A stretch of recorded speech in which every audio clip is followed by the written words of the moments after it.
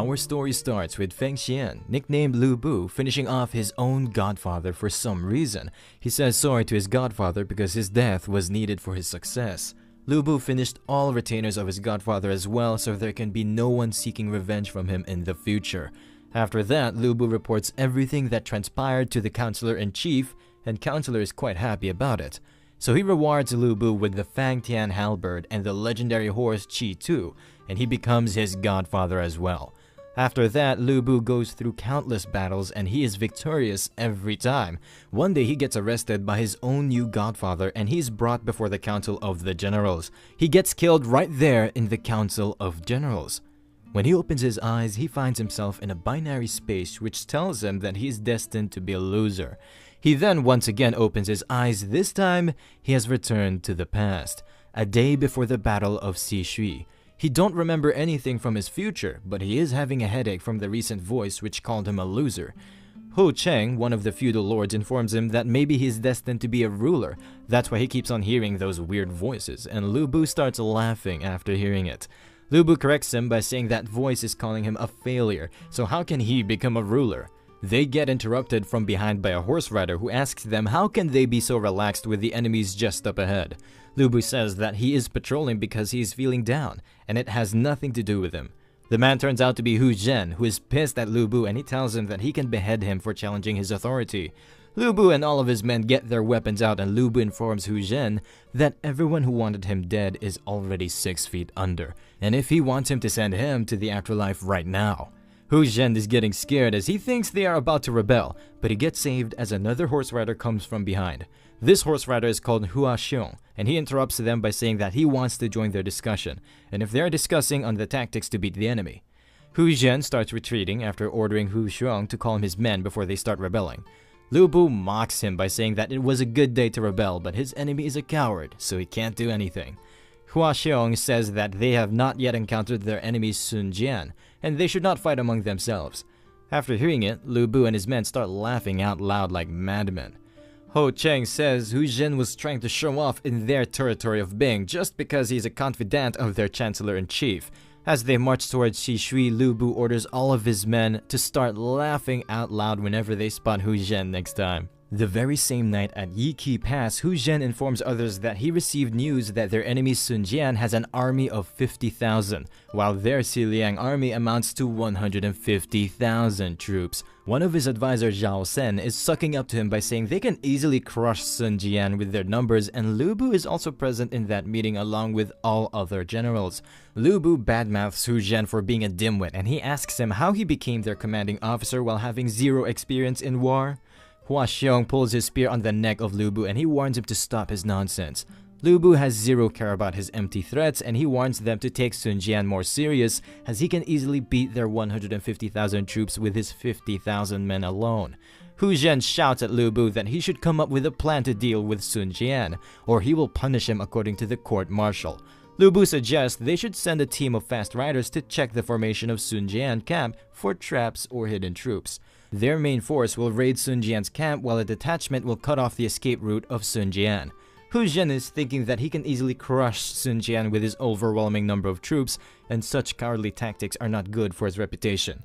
Lebou has heard enough and he starts moving away after saying that his Bing army will not be a part of an all-out war, and Hu Zhen can rush to his death on his own. After Lebou went away, Hu Zhen orders Hua Xiong to ready the soldiers for a night raid on Sun Jian's main camp. Wei Shu informs him that Hu Zhen took his men for the war if the Bing army is not going to follow them. Lebou tells him to order his men to sleep tight without any worry because he is sure Hu Zhen is a stupid commander and he will die in this war. While he is sleeping, a voice rings in his head telling him that he is destined to fail. He then appears in a system space where the voice asks him if he is ready to reshape his life from this moment on. Lebou still cannot believe that he will become a failure in the future. The system informs him that it's a 4D life simulator which uses techniques to change the real and fake to let the person experience unlimited possibilities in a limited life. Due to an unknown malfunction, the system was banished to a 3D space. There is a chance that its users can enter a higher dimension. The system asks him to press yes if he wants the photon computer to start a new life, or he can press no to give up on the life simulator and return to reality. Lebou is a bit confused, but he is curious at the same time to find out what this simulation can do. He chooses the yes button as he wants to find out if he can really change his destiny. The system starts flashing brightly, and it informs Lebou that his information has been successfully recorded and life simulation will activate now. After that, we move to a house in Han Dynasty where a baby is being born. This baby is the reincarnation of Lebou, and he is also confused to see himself getting reborn as a baby. After 7 years, some bullies in the village are talking about old Lu's son who just sits around the same place the entire afternoon. The bully says that he looks like a monster in the skin of a human being. Young Lebou glares at the bully, which makes him more angry. The bully kid asks him why did he glare at him, and they refer to him as a monster. Lebou tells him to move because he's blocking the sunlight. The bully says that Lebou is always annoying and he's going to teach him a lesson. After their fight, Lebou is sitting by himself and he looks quite beaten up, but he says that he lost this fight, but the condition of bullies isn't better than him. Out of nowhere, a system screen appears in front of him which states that he is in the simulation. The life of a farmer and his states are written below. He only gained 1 reputation point after his last fight with the local bullies. Lebou now knows that this status points will change if he engages in big battles or some similar stuff, but he is still not sure if he's living in reality or it's just a dream. Position and wealth can be hard for him to gather, so he decides to learn martial arts in order to increase his strength. The very next day, he starts training his body. His father shuns him for training all day instead of helping him in his work. Plus, their Lu family is poor, and if he uses all of his food to train, then there won't be enough food left for them to survive this year. Lebou used to easily lift 3 times this weight by himself when he was on the same age in his previous life, but he is now very weak. Few months later, Lebou is cutting firewood by himself. He is feeling quite exhausted, and he gets a notification that his strength just increased by 1. When Lebou became 9 years old, his sister was born, but he heard his father saying that they should sell her off because girls are always raised for other families, which is considered a scourge. Lebou screams at them to not sell her, and he tells them that he will eat less from now on, and they can give his share to his little sister.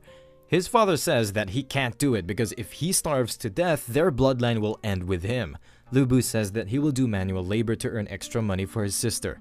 His father keeps on convincing him, but Lebou is quite resilient in his resolve. His resilience pays off as his intellect increases by 1, which in turn helps him convince his father to not sell his sister. From that day on, Lebou worked hard every day and he learned farming techniques. Although he had not touched any farm work in his previous life, but it became very easy once you start doing it by yourself. Lebou learned a lot from farming. He is able to guess the weather and determine the kind of fertilizer based on the condition of the land. He was also able to turn 2 acres of unfertile land of his family into fertile ones. Even the villagers are gossiping about how they had the worst land in the village, but Son of Lu changed it into fertile one. This in turn increases his reputation by 2. But Lebou is thinking that farming will not change his reputation by much, and he also has no idea that the land turned so rich, but why his wealth has not increased by 1. Lebou asks his father that why does the chief pay no tax? His father tells him that the chief collects all of the tax from the poor people of this village. That's why they barely survive each year. Lebou gets angry as the chief's family don't work and they need to pay tax to chief as well as the government. His father informs him that the chief is responsible for registration and taxation in this area, and if they had not handed over a portion of their total harvest from the 2 acres, he could have taken his mother and his sister as tax. Lebou gets angry as there is no future for honest farmers in this land, and his father signs. Lebou promises to himself that even if he don't become a glorious general like in his previous life, he will at least not get bullied by others. After a few years, a wild rabbit is running through the forest. An arrow moves rapidly toward the rabbit and it manages to pierce through his neck. This arrow was shot by Lebou, who is 12 years old by now, and he's quite satisfied with his archery skills. All this time, the total strength of Lebou barely increased up to 3 points, and he's preparing to return back to his home. Lebou returns back to his warehouse to store the rabbits, but this time Lu Hong, the village chief, is waiting for him, and he informs Lebou that some part of what he just hunted will also be paid as part of the tax. Lebou becomes enraged after hearing it, but Chief tells him that it's an order from the imperial court. Lebou asks him how can the imperial court meddle with people's lives. This enrages the chief and he warns him that his act just now can be considered a sign of rebellion and he can get rid of his family anytime. His father apologizes to the chief in his place, and he tells Lebou to hand over half meat of everything he just hunted. This enrages Lebou even more as he tries his best to control the beast inside him. The chief says that he's becoming a beast himself while hunting them. His father begs Lebou to just do as the chief says. Lebou moves toward the chief while dropping half of the rabbits, and he says that the chief can take these with him. After getting close to the chief, he gets his knife out and he swings it toward the direction of the chief. After he swings the knife, we see a lot of blood splattering, and his reputation increases by 1. In reality, Lebou just killed a rabbit after placing it behind the chief to make him afraid. Lebou tells him that he will not pay any tax from now on, and the chief will settle their missing portion by himself. Lebou informs him that if he ever single out his family, he will come to his house, and one by one he will kill all of his family members. His father pushes him back from the chief, and he starts apologizing to the chief non-stop. The chief runs out of their house while saying that he will even out the score with them. His father starts scolding it as he just ruined everything he built all of his life, but Lebou says that if he handed over the meat to the chief, then he would have become more strict on them. He says that they can just kill Lu Hong and divide his lands among the villagers after that. His father has heard enough and he smacks the crap out of him. His father tells them to pack their things and they will leave this place with their mom and sister. But all of a sudden they hear loud voices stating that the Lu house is on fire. They head toward their house, which is on fire. His mom and sister could not make it out on time as the house was locked from outside. He tries to head inside the burning building, but his father stops him as he already lost his mom and daughter, and now he's the only family left. They keep on helplessly watching it as the whole building burns down to the ground. After the fire ends, his father tells him that everything is gone now. But all of a sudden, they hear a voice stating that it serves them right as they already hated the Lu family for so long. These voices belong to the villagers, and they are mocking the Lu family for messing with the chief. Lebou couldn't hold himself back, and the beast within him gets out. He gets his bow out as he's thinking all of them are murderers and they all deserve to die. His father yells at him to stop as he already destroyed their house, and he will also lose him if he makes another blunder. Lebou turns back and tells his father to shut up as he will now take care of things his way. His father can easily see that the one in front of him is no longer his son, but a monster in human flesh. With that said, Lebou shoots his arrow at one of the guys who was bad-mouthing their family just now. The person drops dead on the ground, and Lebou remembers how his mother loved him, because in his past life he had no mother, so he couldn't knew what a mother's warmth felt like. With that said, Lebou pulls up his bow and he aims at the fleeing civilians.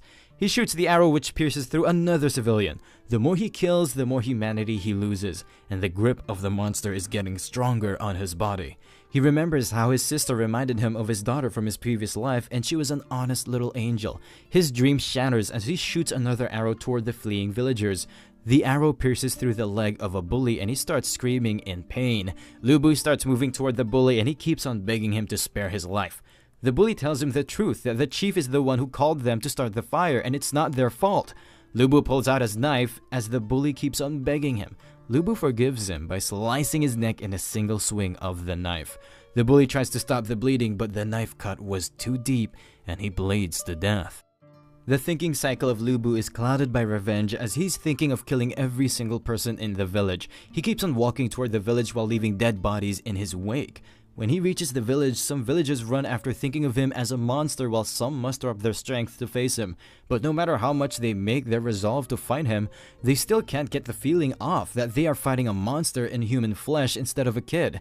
With that said, both sides rush toward each other. Lebou starts slicing off the necks of villagers without having any remorse. Once his blade becomes dull from all the blood, he shoots arrows through 2 villagers. After that, Lebou moves toward the last remaining villager who curses him and his whole family for this massacre.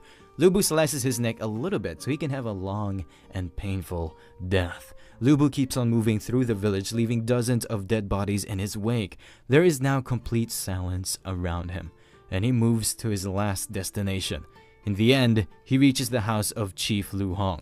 He again reminds him that he already warned him to not mess with his family or he will kill all of his family members one by one. Lebou already slaughtered his family, not even sparing the little kids or the women. Chief is afraid beyond belief and he falls down on his knees. He starts begging Lebou for his dear life. But Lebou tells him to say hi to Yama in hell as he swings his knife, which in turn slashes the neck of the chief. As Chief Lu Hong falls down to the ground, Lebou gets a system message that his reputation is increased by 15 and his intellect dropped to 0 because his mind is being clouded by revenge. Lebou burns the whole village as they had previously burned his home. Lebou's father keeps on saying that he did a sin raising a monster as he had burnt his wife and daughter in his hand. Lebou silently moves closer to his father and he goes down on his knees without saying anything. His father tells him to run away because the villagers who escaped must have reported everything to the officials and they will be coming for him. Lebou begs his father to leave this place with him, but his father tells him that his mother and sister both worked hard and they got no chance to enjoy life. But now they are gone and he needs to accompany them. His father shouts at him to just leave that place. Lebou smacks his head on the ground as a sort of respect for his father's orders and he starts leaving. His father puts a knife through his own heart and signs of life fade away from him. Lebou knows what his father just did, but he keeps on going away while crying. He remembers his father's last words and starts running away from the scene. After some time, Lebou arrives in an abandoned building. He starts resting there near fire while remembering everything that just transpired. The next morning, some guards arrive at that place and they say the fire was not put too long ago. The guard informs others that the one who massacred the whole village is hiding nearby and they should search for him in the surroundings. The guards start searching for Lebou in the nearby buildings, but unknown to them, Lebou is aiming at one of them from a rooftop. He shoots the arrow which pierces through the neck of a guard. The guard drops dead on the ground and his companion informs others about the location of Lebou. But at the same time, an arrow pierces through his chest and he drops on the ground. A guard comes out of the building Lebou was standing on and he alerts others that Lebou is right above him. The guard leaps toward the open field to take aim and shoot at Lebou. Lebou easily dodges his arrow by leaping forward. Lebou then retaliates by shooting an arrow which hits the shoulder of the guard. The guard is injured and he warns others that the skill of Lebou with bow are extraordinary and they must be careful. The guard starts shooting at him after getting on the rooftops. Lebou jumps down from the rooftop and he runs into the forest. After some time in the forest, the guards are telling each other that a storm is about to come and they need to find Lebou before it. Lebou, who is hiding on a tree, shoots an arrow and the guards become alerted. The arrow hits one of the guards, killing him in the process, and the other guards shoot arrows at him. Lebou dodges their arrows by leaping back and he leaps down from the tree while shooting an arrow, which successfully hits the second guard. After cushioning his fall, Lebou runs back deep into the forest. The guard says that Lebou is quite resilient like a cockroach and he needs to call for reinforcements. The guard pulls up a special whistle arrow. He then shoots it up in the sky, which alerts everyone in the area. The other guards who heard the whistling arrow became alerted and they start flanking toward the direction of the arrow. Lebou heard the noise of the whistling arrow as well and he knows well that the enemies will try to corner him. Lebou is thinking that he needs to run away from them before the storm comes in or else the arrows will become useless. Out of nowhere, an arrow is shot toward his location. Lebou dodges the arrow by leaping back. Lebou has only a few arrows left and he is thinking of ways to get rid of as many guards as he can, but before he can do anything, he gets shot through his shoulder with an arrow.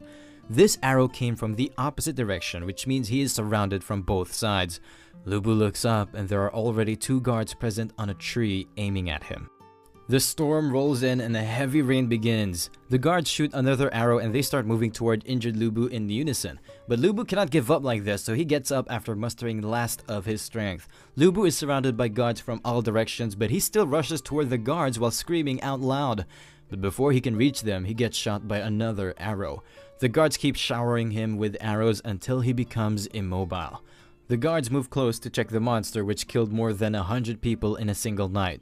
The guard leader informs him that he's going to get a death penalty, and he asks Lebou if he regrets his decision. Lebou tells him to F off as he is a real man and he made his own decision, so he stands by it until his death.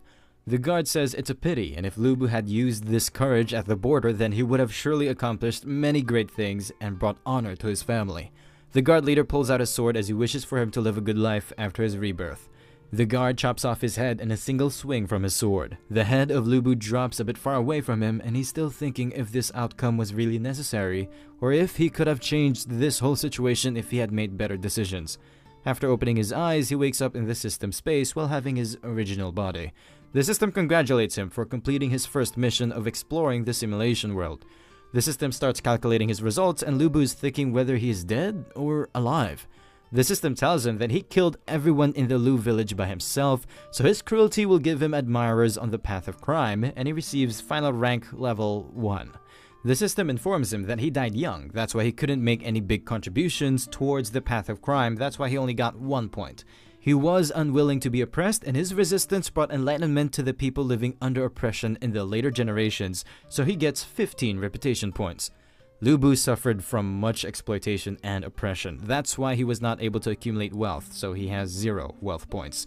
Although the condition of his body was not great, but Lebou developed a dexterous body due to his hunting career, so his final power leveled up to 10. His final intellect is 0 because he used violence to solve everything instead of his brain. In the end, he got a violent death and a total rating of C. Now Lebou got an overall idea what this simulation thing is, but the C grade he received is quite bad. After calculating the rewards, Lebou got 28 simulator currency points, and he can pick one of 3 rewards given below which will strengthen his real body. He can choose between an elementary carpenter skill, tailor skill, or he can go for elementary level heart strengthening. Lebou chooses the elementary heart strengthening, and after some time he can feel his heart getting more pumped up. After heart strengthening is done, Lebou wakes up in his bed in the real world. Lebou asks Wei Shu, who is the brother of his wife, why there is so much noise outside, and Wei Shu tells him that Hu Zhen took General Hua Xiong with him to raid Sun Jian main camp. In the real world, only a few minutes have passed while he just lived 13 years in the simulation world. Lebou gets up and tells Wei Shu to prepare the men for war, but Wei Shu tells him that just before going to sleep he ordered all the men to relax because they are not going to join the war. Lebou tells him to just order the soldiers to prepare right away as he's about to change the course of history. The army of Hu Zhen is stationed a bit afar from the Sun Jian main camp.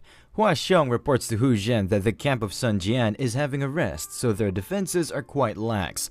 Hu Zhen is quite happy as they came from behind Yike Pass and their enemies must not be expecting a surprise attack at this time. Hu Zhen orders Hua Xiong to lead a platoon and charge the Sun Jian camp from the side entrance, and at the same time, Hu Zhen will block the main entrance of Sun Jian camp. He further says that Lebou is still sleeping in his camp, so all credit of this victory will belong to him. Hua Xiong gets closer to the side entrance with his platoon, but it cannot detect any movements from the enemy yet, which alerts him a bit.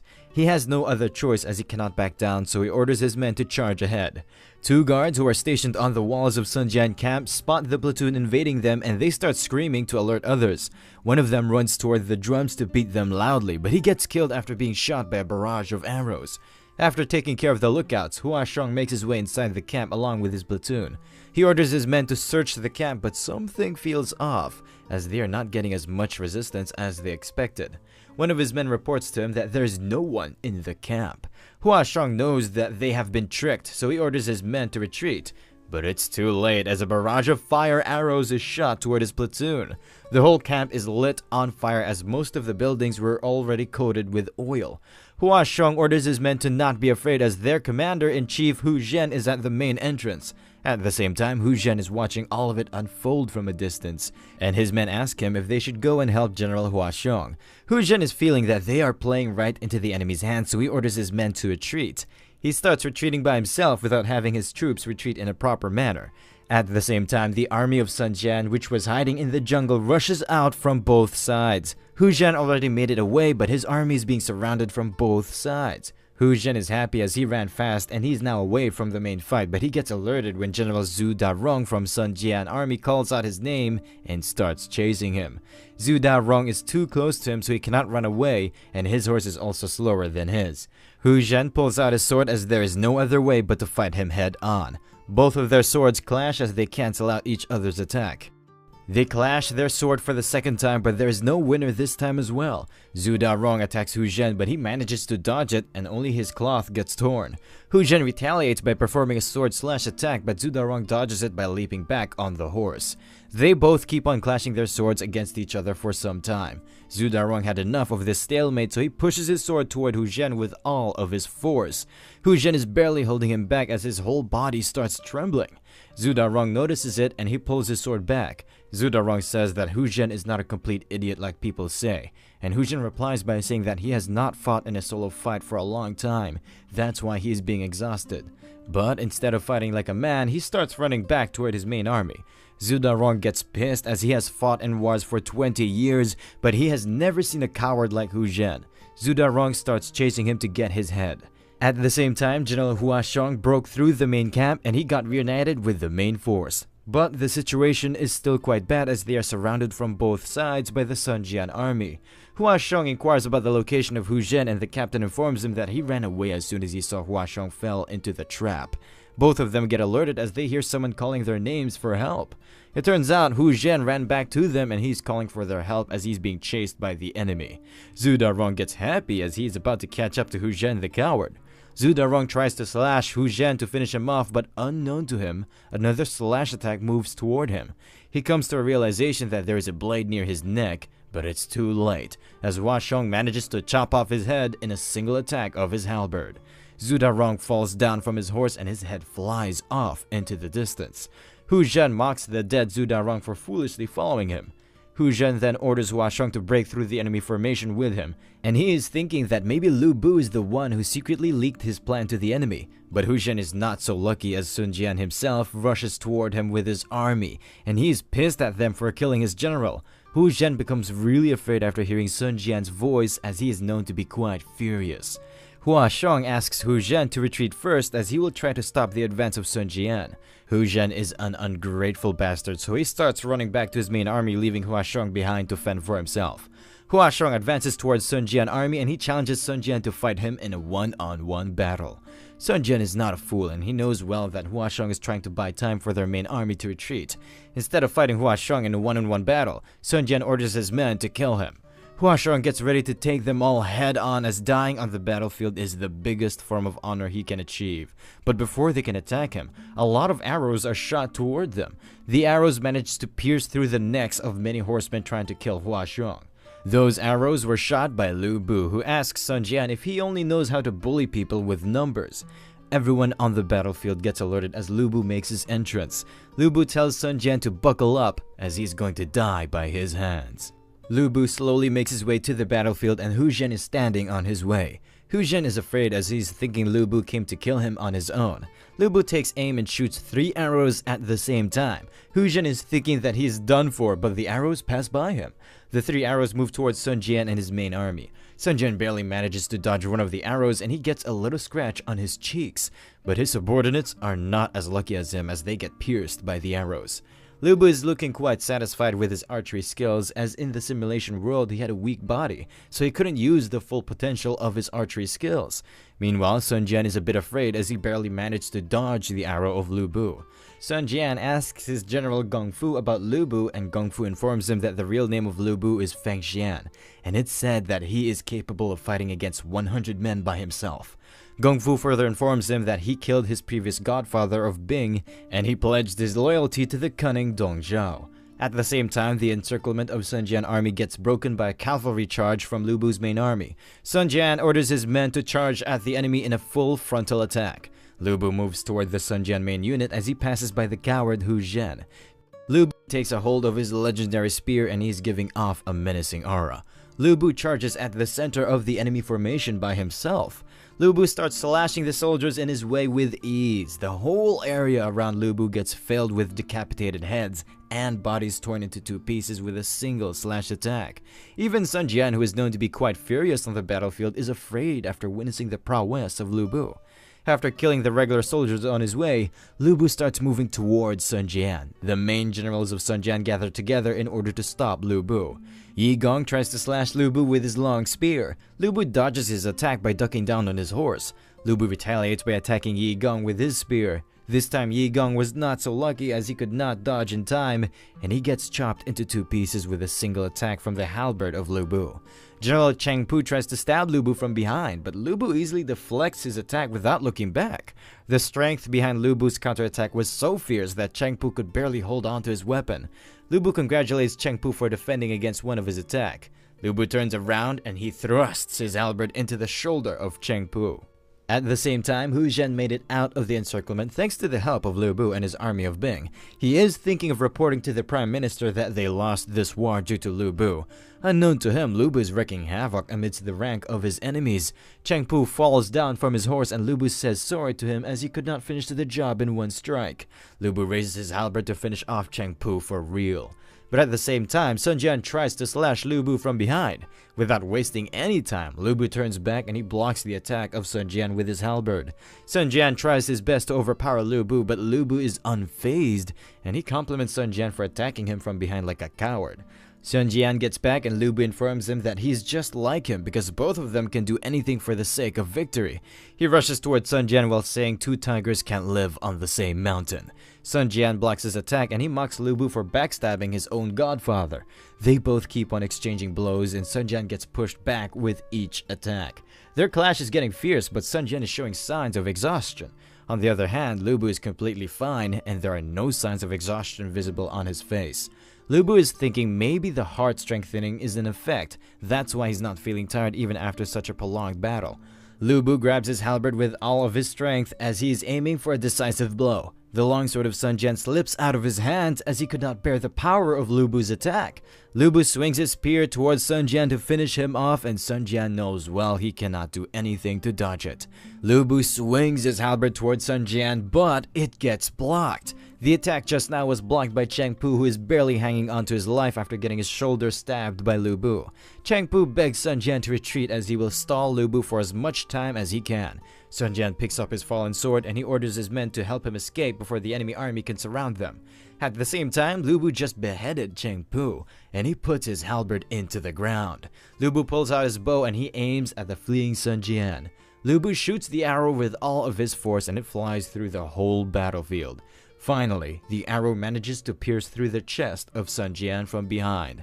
Sun Jian knows he cannot survive for long, so he orders his men to retreat without looking back. All of his men want to help him, but they cannot let his sacrifice be in vain, so they retreat from the battlefield. Sun Jian is fully exhausted as he falls down from his horse. Sun Jian tells Lebou that he has not fought against a monstrous general like him before. He is still laughing, and he tells Lebou that he was right, and two tigers can't live on the same mountain. After some time, Hua Xiong finishes off the last remaining soldier of Sun Jian. Finally, the battle ends at dawn and the whole battlefield is littered with corpses from both sides. One of Hua Xiong's captains reports to him that Sun Jian's main army has retreated, and the ones who were left behind have been eliminated. Hua Xiong asks his captain if Sun Jian managed to escape. At the same time, Lebou comes toward him while carrying a head. This head belongs to Sun Jian, and the soldiers become more excited after seeing the head of their main enemy, and they start praising Lebou. Hua Xiong gets on his knees and he starts thanking Lebou as he would be already dead if Lebou had not saved him back then. He further says that he will one day pay back this gratitude with his life. Lebou tells him there's no need for that, and he bravely stood against Sun Jian, which bought them enough time to wreak havoc in the enemy ranks, and he will be appropriately rewarded for it. Lebou is thinking that Hu Zhen is a fool who handed over an easy victory to him. Lebou further orders the soldiers to bury the deceased and return to the Yike Pass. Lebou gets a warm welcome when he gets back to the Yike Pass. Zhao Qin starts praising Lebou for his peerless victory and he orders his men to prepare a grand feast for them. Lebou seizes this chance to put all the blame on Zhao Qin. He tells Zhao Qin that Sun Jian already knew about their night raid and he was well prepared to receive them.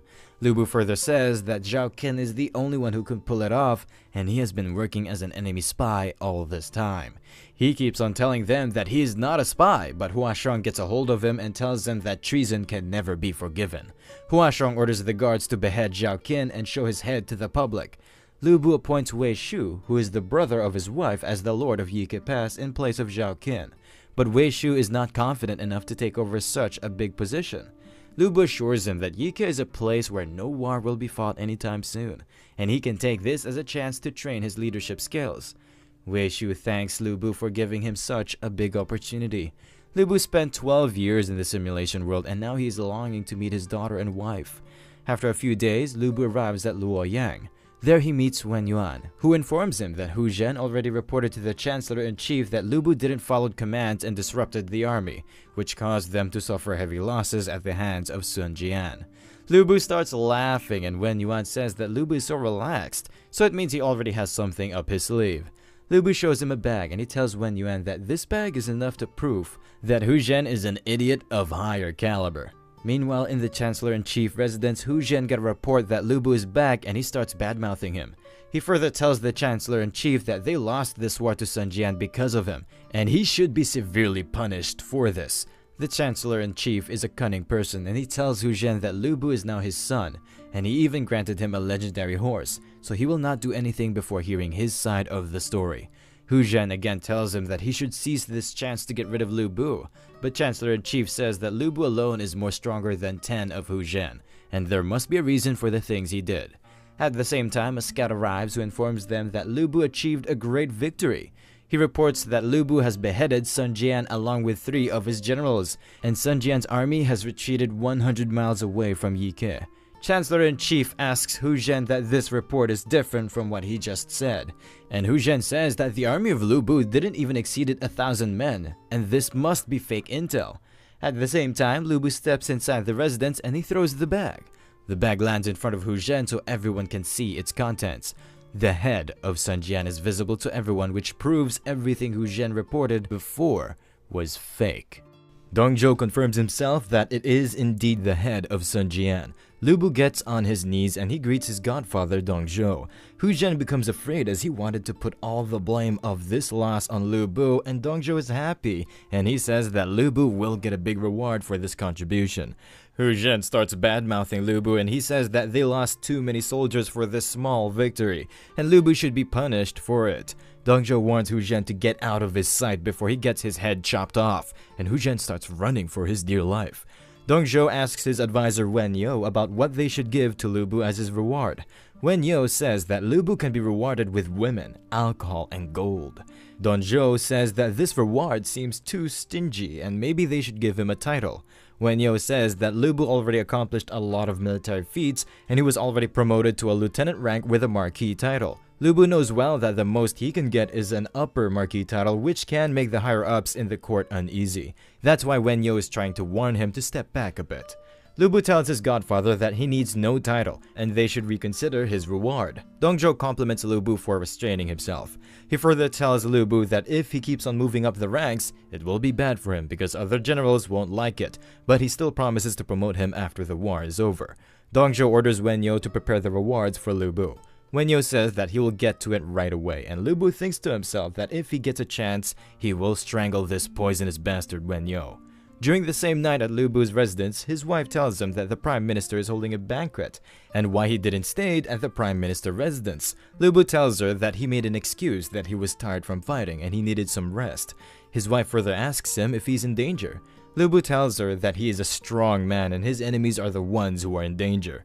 His wife says that his eyes look more brighter than before and he has changed after this war. They both look at each other with love as the effects of alcohol are kicking in. After a 30-second session of love, Lebou goes to sleep. During his sleep, he starts getting teleported to the system space. After some time, he again appears naked in the system space. The photon system informs him that he can choose a world scenario for himself. Lebou asks the system if he can enter other worlds aside from the last one. The system informs him that there are many worlds aside from his world, and the simulator can completely copy other worlds for the player to enjoy. All simulation worlds come from different times and have very different themes, and Life of a Farmer was just one of them. Lebou now understands that he can reincarnate into different worlds, but there are still too many regrets from the last one.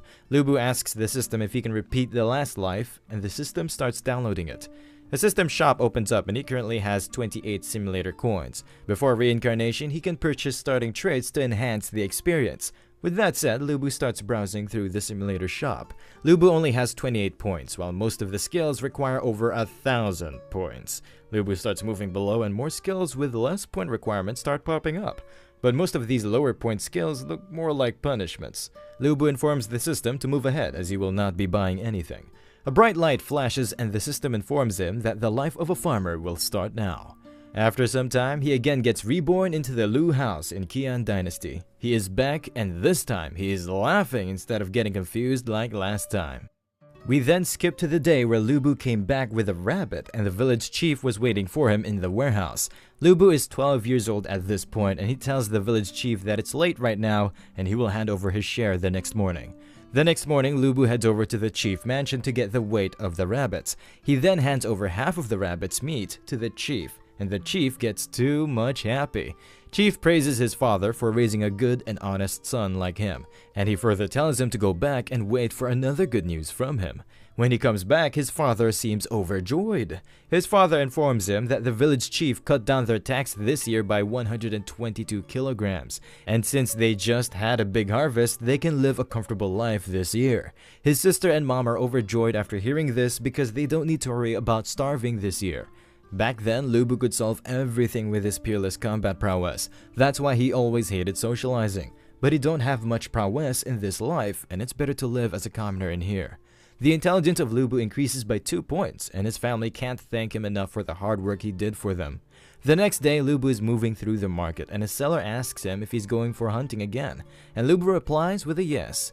The local bullies were also present close by, and they were spectating him. One of the bullies says that Lebou is doing amazing work right now with his unparalleled archery skills, and the bully leaders tells him that Lebou is no big deal as they had beaten him when they were kids, and they can do it again if they want to. The fat bully asks them if they should enlist in the army as soldiers, and the bully leader informs them that they are not made for war, and they will die within few days on the battlefield. At the gates of the village, some soldiers are trying to recruit the villagers with promises of fake glory and honor. When Lebou is moving through the gates, one of the guards calls him out. The guard tells him that men should go to the battlefield and fight for the country so they can make a name for themselves. He further informs him that the imperial court is recruiting soldiers, and Lebou looks completely fine for this job. Lebou remembers that he is the same guard who advised him to live a good life next time before beheading him. Lebou starts thinking if he should really live a peaceful life in this village, or enlist in the army to bring honor to his family. After thinking for a while, Lebou agrees to enlist in the army because he is missing his old days of carnage on the battlefield. The guard asks him for his name, and Lebou informs him to remember his name well, because in a few years, this name will be famous throughout the country.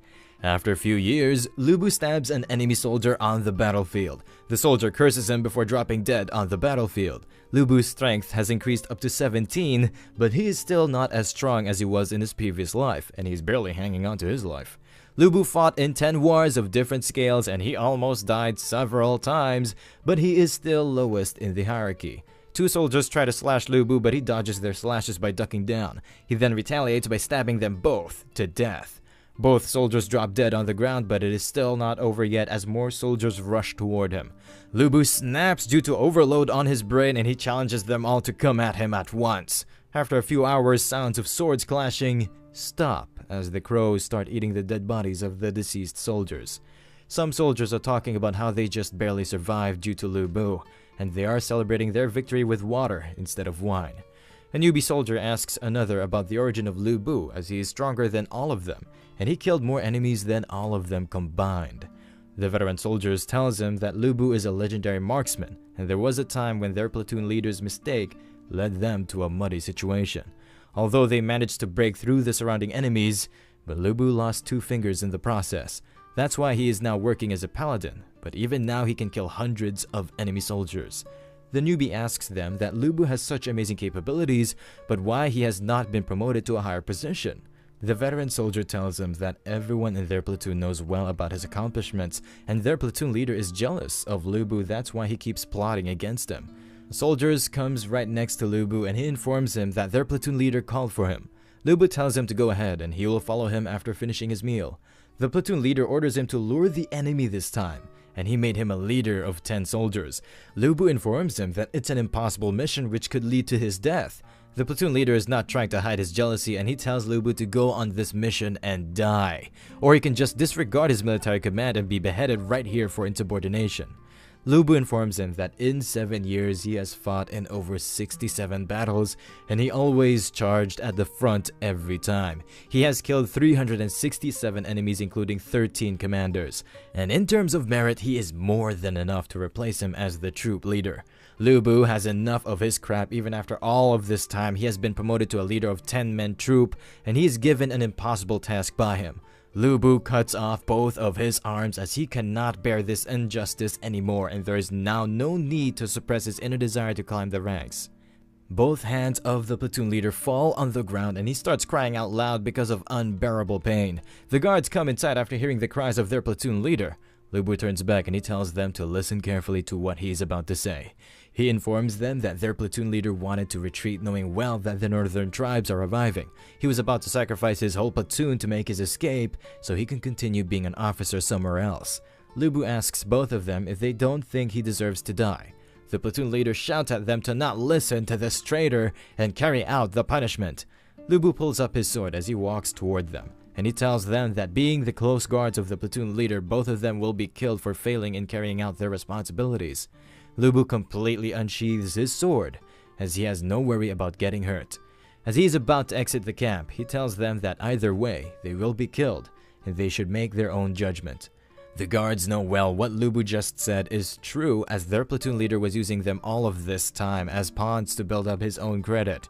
Lebou comes out of the camp and everyone present outside can hear the cries for help coming out from inside.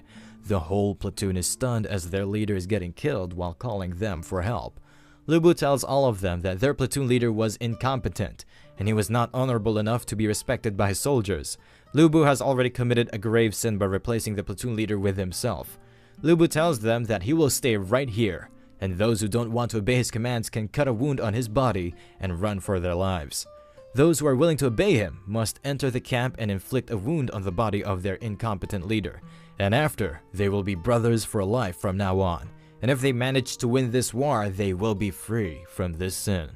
The newbie is thinking of inflicting a wound on Lebou as his words are sensible, but this is an act of betrayal, and he has his duties as a soldier. Everyone gets alerted when the veteran soldier takes out his blade and he informs them that Lebou is right, and their leader was an eyesore who never cared about them. He further says that Lebou is much more reliable than him, and all of them are alive right now due to Lebou. All soldiers get pumped up as they know they would have died if they kept following their old platoon leader, and Lebou is a good replacement for him.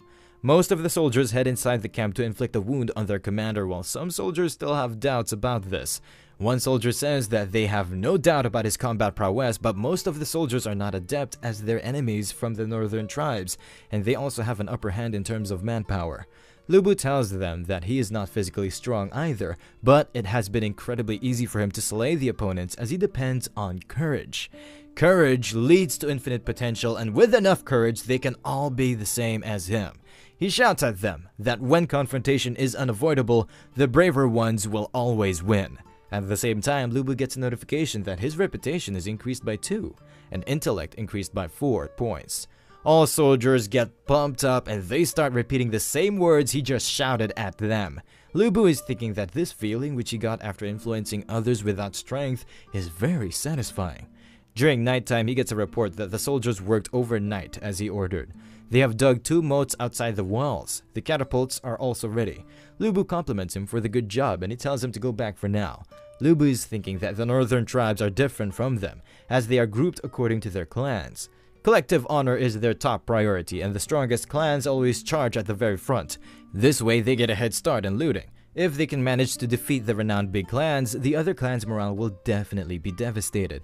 As for his side, a trap is definitely required considering their lack of manpower, and for the trap to be effective, a troop must be dispatched in order to lure the main forces of the opponents all the way to where the trap lies. But unfortunately, there would be no way back for the dispatched troop. He remembers the words of Sun Jian, who told him that only the winner stands tall, as every method must be considered to achieve victory. Lebou is thinking what Sun Jian said was right, and he would have made the same choice if he was in his place.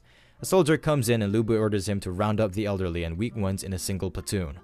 They are to be used as bait at the front lines. Whether they survive or not is up to their luck. Soldier tells him that some of these men are from his previous troop and what he should do about them. Lebou orders him to send them to the front lines as well. The next morning, the elderly and weak units from the platoon are placed on the front lines. The northern tribal army is rushing toward them in full force. The newbie asks them how they are even going to block their charge, and the veteran soldier tells him that Lebou made them stand at the front lines without shields, as he is clearly using them as baits to lure out the enemy. The veteran soldier curses Lebou as he has been through thick and thin with him, and he just sent them to the death's door without any care. He further says that he was the one who supported him first when he took over as the platoon leader. He shouts out that Lebou is worse than the previous troop leader, and there will be a day when he will fall from grace and get betrayed by everyone. The newbie is thinking that in wars like these, the compassion, morality, and their lives have no meaning at all. After a few minutes, the northern tribes clash with the front platoon of Lebou's unit. The frontal platoon starts getting shredded to pieces as they don't even have their shields with them to defend properly against the enemy. The northern tribes thinks that their enemies are very weak, and they start charging on ahead without thinking much. Lebou is thinking that right now the enemies are all intoxicated with the will to kill, and it's exactly what he wanted. Lebou starts rushing toward the enemies and he orders his troops to do the same. One of the enemy commanders is quite happy with his easy kills, but his expression changes when he realizes that he is about to get cut with a sword. Without giving him any time to retaliate, Lebou beheads him in a single strike. Another enemy soldier tries to stab him, but Lebou ducks down to one side of his horse.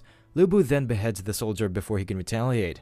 Lebou is scanning the whole battlefield to find out the location of this tribe's chief. He soon finds out a horseman who has a halberd instead of a sword. Lebou quickly heads toward him while he is busy with his soldiers. Lebou tries to stab him with his sword, but the leader dodges his attack in time. Lebou says that he has a nice horse, as it can help him escape later on. The leader is pissed at him for striking him from the back like a coward. The leader slashes his sword in two with a powerful strike while Lebou dodges his attack. Without wasting any time, Lebou jumps toward him. Lebou strikes him with his sword, but the leader blocks his attack with the handle of his halberd. The leader utilizes his force to push Lebou back. He then retaliates by attacking Lebou with his halberd, and Lebou barely manages to block his attack.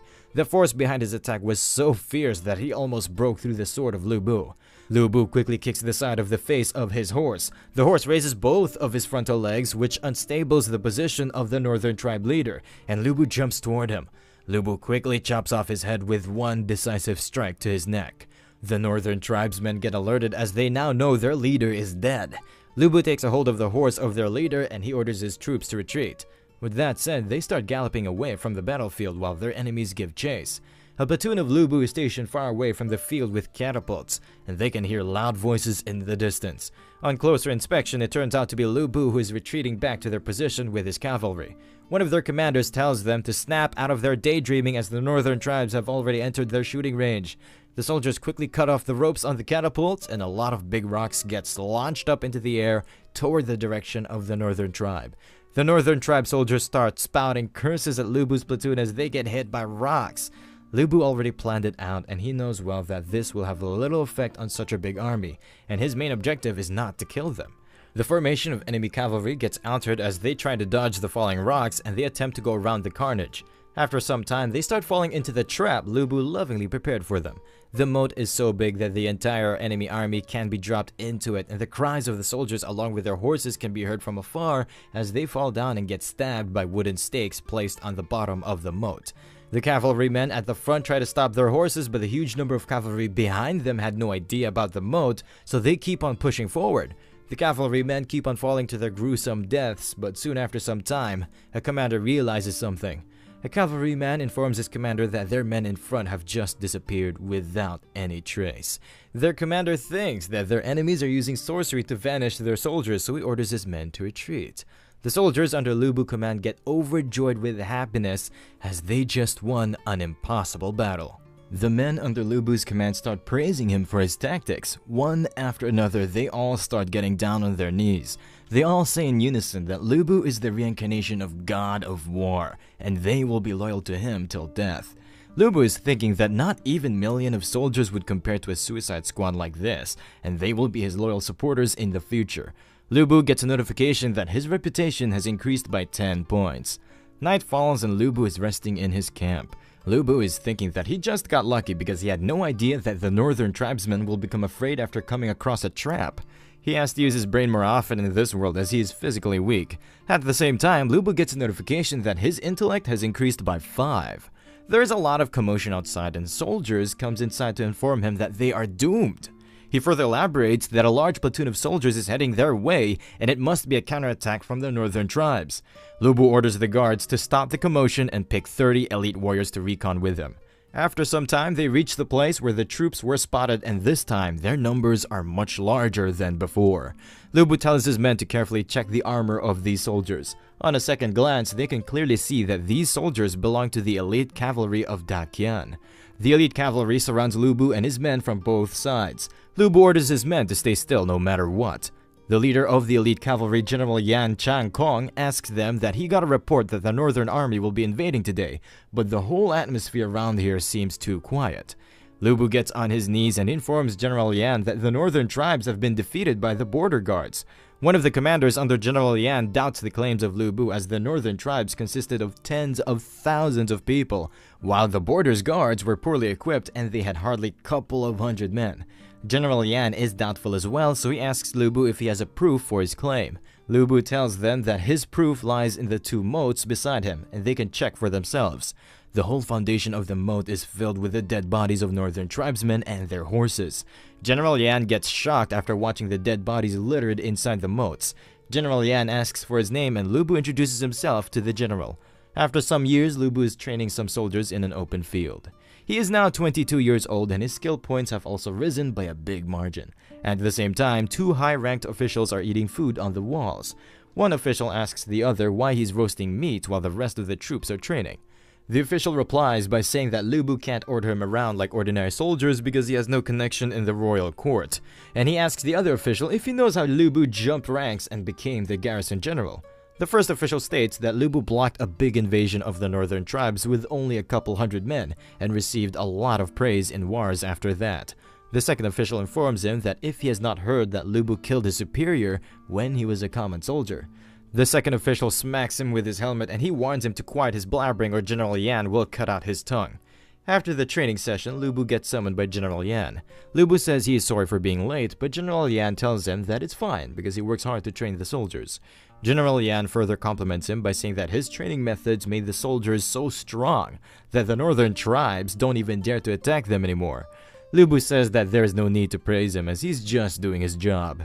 General Yan gets to the point and he informs Lebou that he summoned him today to arrange a marriage for him. Lebou is at the same age as his daughter and he is young and competent as well, so he thinks Lebou is best fit for his daughter. Lebou glances at the daughter of General Yan and she seems to be blushing as she likes Lebou as well. Lebou tells General Yan that he appreciates the thought but he do not dare to accept his offer. This pisses off General Yan's daughter and she unsheathes her sword. She then points out her sword at Lebou in anger and asks him why he don't want to marry her.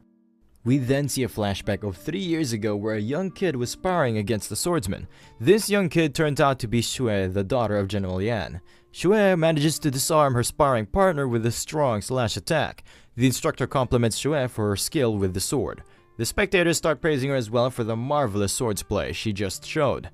But Xue is not buying any of their facade as she knows well that the instructor withdrew some force before the last attack and he was going easy on her because she's the daughter of General Yan. She tells her instructor that they need to fight once again, but the instructor seems a bit hesitant. Lebou was also watching it and he says that the northern tribes are invading Dagyan non-stop and all soldiers should be training diligently. Instead of training properly, all of them are fooling around with a girl. He tells them that if they keep on going like this, one day they'll become a sign of disgrace for General Yan's cavalry. One of the veteran soldiers asks others about this new kid. His comrades inform him that this kid is Lebou who came back with General Yan a few days ago, and he defeated thousands from the northern tribes with just a small platoon made up of a few hundred men. Xue asks Lebou why he called her a little girl, and as a daughter of General Yan, it's only natural for her to train herself to be able to kill the enemies. Lebou tells her that she should stay in her room if she is the daughter of General Yan, as killing enemies is the task of men. This enrages Xue and she asks Lebou for a match. Lebou turns away after saying that these stupid games are not for him. Xue asks Lebou if he is scared, but Lebou keeps on going without replying to her. This angers her a bit and she leaps toward Lebou to hit him from behind. Lebou ducks down to dodge her first slash attack. Lebou keeps on dodging her attacks without hitting her back. Xue performs a sword stab attack and Lebou leaps to the side to dodge it. Lebou then kicks a sword which was already in the ground and it hits the sword of Xue and her sword gets thrown high up in the sky. Lebou then quickly grabs the sword in mid-air. Lebou points the sword at Xue and asks her if she had enough fun. The crowd gets agitated after watching an upstart like Lebou pointing his sword at the daughter of their general. A soldier begs Lebou to lower his sword, but Lebou tells them to listen well as wars are not games and reality is extremely cruel. No one sympathizes with others during wars because of their status. Lebou further tells her that she could have been killed 100 times if she was to step onto the battlefield. Lebou starts leaving after telling her to stay in her room if she don't have the resolution to die. The old veteran soldiers start bad-mouthing Lebou as he leaves, but Xue, on the other hand, has developed some feelings for Lebou. A few days later, 2 horns are blown on the castle walls to alert everyone about a special event. Lebou seems to be heading outside with some soldiers for some reason. Xue asks the veteran about where Lebou is heading, and he tells Xue that a general from the northern tribe sent them a challenge letter last night with the aim of breaking their spirits. General Yan didn't know who to send, so all of the people in the court recommended Lebou, and he agreed to accept the challenge. Huba Tolan is one of the strongest warriors of northern tribes, and many generals perished at his hands. It's a certain death to take him one-on-one. The veteran tells Xue that they made Lebou to fight in this impossible battle because he disrespected Xue, and now he will atone for it with his life. But Xue is not happy with their plot, and she starts running toward her father. The guard stationed outside General Yan's room tells her that General Yan is busy watching the fight, and he can't see her right now.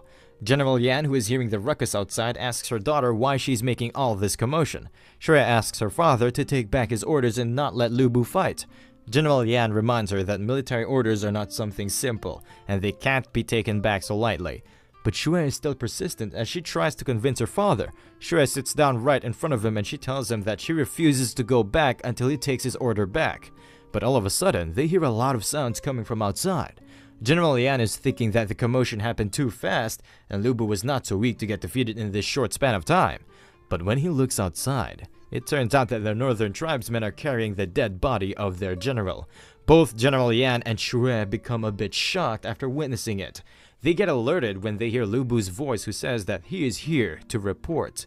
Lebou heads toward General's room and he informs him that he has fulfilled his task and brought back Huba Tolan's head. Lebou throws Huba Tolan's head on the ground and the blood coming out of his head gets soaked into the wood. General Yan congratulates Lebou for accomplishing such a big task despite being here for a few days. He further informs him that his daughter was worried for him, and he asks her how they shall reward him. Xue gets flustered and she shouts at them that there should be no reward given for such an easy task. She starts running away from the scene because she's blushing, and General Yan starts laughing out loud. After 1 year, 2 officials are discussing how reports are coming in that Lebou has killed every single enemy from the northern tribes in the last war. The veteran soldier asks him how did Lebou achieve such a big victory. The other official informs the veteran that Lebou is returning soon, and they can find out about that in detail after he returns. Xue was secretly listening to their discussion and now she knows Lebou is returning. After a few hours, Lebou returns back to the border gate. There are a lot of soldiers and common people present there to welcome him. Lebou glances at Xue and she turns her face down as her face becomes red. General Yan is quite happy with Lebou and he appoints Lebou as the garrison general. From that day on, Lebou personally started training the army. One day he noticed Xue training in the field along with other soldiers. Lebou grabbed her and started dragging her away, and he told her once more that she's not made for the battlefield. Lebou tells her to head back immediately as General Yan should not have noticed yet, but Xue is adamant on fighting heroically in the battlefield along with him.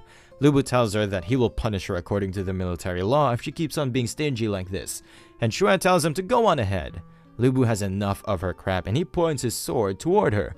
Lebou tells her that she's being a nuisance on his side, and if not for her father, he would have already thrown her out. Xue starts crying and running away after dropping her sword. Now in the present, Xue is pointing her sword at Lebou after he rejected to marry her. Lebou tells her that the northern tribes are still lurking outside and he can die any day in a war, so he cannot marry her. Xue tells him that if he dies on the battlefield, she will die along with him, but Lebou tells her that he already has a wife and daughter at home who are waiting for him, so he cannot betray them. Xue starts crying as usual, and she knows well that he is lying because he has not returned home ever since he enlisted at the age of 12. Once again, she runs away from the room. Lebou begs General Yan for his forgiveness, but General Yan says it's alright and his daughter is being persistent like this from her childhood. General Yan says that he enlisted at the age of 12 and it has been 10 long years since he last saw his parents. General Yan tells him to take a leave for some days and spend some time with his parents. And in the meantime, Xue will be able to cool down and Lebou accepts the offer of the general without any question. Few days later, Xue is sitting quietly while her guards are worried about her. The veteran informs them that General Yan wanted to promote Lebou, that's why he tried to arrange the marriage. He further tells them that nobles fear that outsiders can betray them, that's why they prefer kinship above all. General Yan wanted to hand over a higher position to Lebou and the imperial court would not allow the promotion of a lowly commoner. The veteran further says that Lebou should not have given up on this opportunity. After a few days, Lebou arrives at his village. The whole village is gathered outside to welcome their hero. Lebou is feeling a bit awkward as he had brutally killed all of these villagers in his last life. The village chief starts praising him for making them proud by killing so many northern tribesmen. He further informs Lebou that the imperial court even reduced the tax on the village by 10%. He informs others that from today onwards, Lebou will be his foster son. Lebou asks the chief about his parents, and the chief tells him that he told them to wait for Lebou at their new house. When Lebou arrives at his new house, he is not even able to recognize it. His sister has grown up well, and she comes up to greet him. Lebou is glad to see his sister Lin Qi grown up. Lin Qi is too happy to see her brother after such a long time, and she hugs Lebou. Lebou says that she has grown up so much in this time and she could barely recognize her. Lin Qi informs him that her mother sent her for grocery shopping so they can celebrate his return. She further informs Lebou that their parents wanted to receive him at the village entrance, but the village chief told them to wait at home. After meeting Lebou, his mom starts crying because his son has so many scars on his body, while his father is thankful that he returned back in one piece. His mother complains to his father that he's being heartless, and his father tells her to not be so much short-sighted as their son suffered all of those injuries for this country. Lebou's father heads outside to take some fresh air. It turns out he was just acting, and he's also sad because their son suffered a lot in these years. After some time, they start eating together and chatting over food. His father tells him that they have been living a good life because he keeps on sending so much money to them. Now, his father has only one concern, as he wants to see his kid get married. Lebou's mom informs him that every family with a daughter is rushing to arrange a marriage with Lebou. After eating, Lebou decides to stroll around to check what has changed around the village. The three thugs from back then have grown up and they are collecting taxes from the shopkeepers. They want a shopkeeper to pay his taxes in a few days or the village chief will have his way with him. The bullies get shocked after watching Lebou heading toward them and they greet him. Lebou, without replying back to them, keeps on going his way. The bully leader is a bit skeptical and he tells them to stay away from Lebou as he can sense a beast inside him which can snap at any time. He further tells them that Lebou now seems more like an old calm phantom, but it can be all a hoax. 5 days later, Lebou is strolling through the market. Two soldiers come to greet him. Lebou asks them why they are here, and they inform him that the northern tribes started invading them after they received the information that Lebou is absent from the border. The northern tribes are planning a big invasion with a 1,000,000-man army. In a few days, Lebou arrives at the border and he greets General Yan. General Yan says that he came on the perfect time and he hands over total control of the army to him. General Yan says that he hopes that Lebou will not disappoint him, and if he is able to win this war, General Yan will personally recommend him to the imperial court. Lebou tells him to not worry as he will devote everything to this war. After a few days, both massive armies come face to face on the battlefield. Lebou is chopping off all enemies like paper.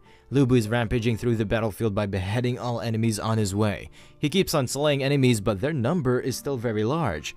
Lebou gets alerted after hearing a familiar voice. He looks around and it turns out to be Shui Yan who just chopped off a soldier's arm. Lebou heads over to her and he asks her what she's doing in here. Without replying back to him, Shui rushes on ahead. Shui Yan slashes off an enemy soldier in two with all of her might. All of a sudden, a stray arrow moves toward her, but Lebou catches her in time, which saves her life. Both of them fall down from their horses, and Shui asks Lebou why he keeps on bothering her. But before Lebou can reply, a horseman gets ready to cleave him into two halves. Before he can land a hit on him, Shui Yan pushes Lebou on the side, and we see a lot of blood splattered on the ground. After the war is over, two exhausted officials are sitting near the walls and they are happy that they made it alive. The veteran says that he was not expecting Lebou to beat the northern tribes, but unfortunately the life of their lady is still in danger. While Shui Yan is getting treated, Lebou and the rest of the soldiers are waiting outside for their general. They all get alerted when they hear the cries of the general who is begging his daughter to open her eyes. Lebou has never heard General Yan sound like that before and he's thinking something worse must have happened. After some time, General Yan comes out and he's not looking well. General Yan announces that his daughter, Shui Yan, just passed away. He angrily orders Lebou to hand over the commander's seal and return back to his hometown. Lebou's left-hand man gets up and he reminds General Yan that Lebou just achieved a huge feat after defeating the northern tribes, and General Yan promised to recommend him to the imperial court if he won this war. He begs General Yan to think it again as his decision can demoralize the whole army. General Yan is disappointed in how Lebou disciplines his men, and he tells Lebou that he heard a rumor that back then he became the platoon leader after killing the previous one. and now he's witnessing signs of rebellion as if Lebou is trying to take over his position. General Yan orders his men to drag out the left-hand man of Lebou and behead him. The left-hand man says that if it wasn't for Lebou replacing their previous useless leader, all of their platoon would have perished under the swords of the northern tribes. He further informs General Yan that he owes his life to Lebou and it's only right for him to die for Lebou. But the young lady acted on her own and her demise has got nothing to do with Lebou. He tells General Yan that he is acting just like their previous useless leader. With that said, the whole army gets ready to attack General Yan and his loyalists at a single order of Lebou. There is complete silence on the field for a moment as Lebou is silent and they keep on waiting for his command. General Yan warns them that they will not get away this time just like they did back then. The right-hand man says that they don't care about their lives anymore as the word of Lebou is the only command they need. Lebou screams at them to stop this nonsense at once. Lebou informs General Yan that his men are not in the right state of mind because they just came back after fighting a long battle, and he says that he will follow his order obediently if he lets his men go free and treat them well in the future. General Yan agrees to his request and Lebou goes away after saying that he will never step foot on the border in the future. After that, 38 years pass by and the Lu village has been developed a lot in this time. Lebou has grown old and his grandkids are paying respect to him. His sons and daughters prepared gifts for his birthday. Lebou is 60 years old now and he gained quite a lot of reputation. His wife tells him to smile a little bit because it's his 60th birthday. But Lebou says that he would have become happy if even a single one of his kids had went to the army and brought honor to their household. A servant comes inside to inform Lebou that a woman came to the village and she's asking for him and she's being escorted by a lot of soldiers. Lebou heads outside to greet the guests who are waiting for him on the outskirts of the village. Lebou knows these soldiers belong to General Yan and he asks the woman why she's looking for him. The woman knows him well and she quickly points her sword on the face of Lebou. Lebou remembers that Shui Yan did the same thing once in the past and he asks her how she is alive. Shui Yan tells him that this is not the right place to talk and they should head inside the carriage. As Shui Yan removes her mask, she informs Lebou that she didn't suffer from any fatal injuries in the past.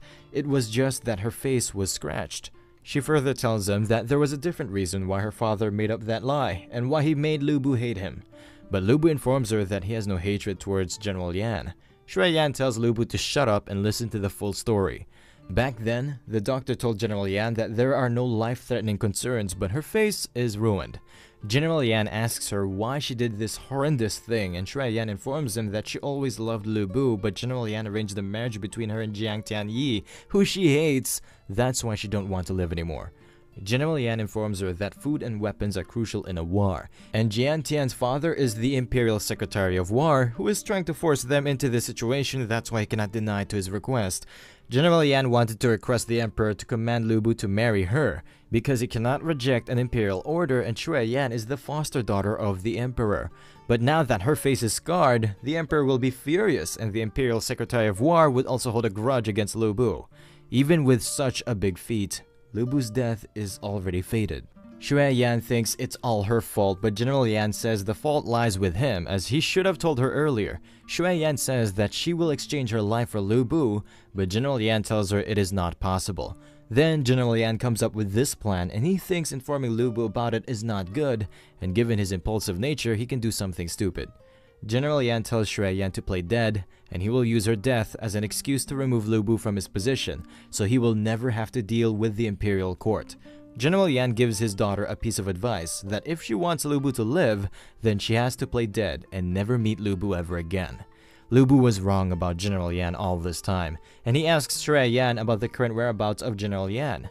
Shui Yan informs him that her father recently passed away, although he was not punished directly, but the blame he received from the imperial court increased tremendously. As a result, the amount of provisions and weapons they received became lower and lower.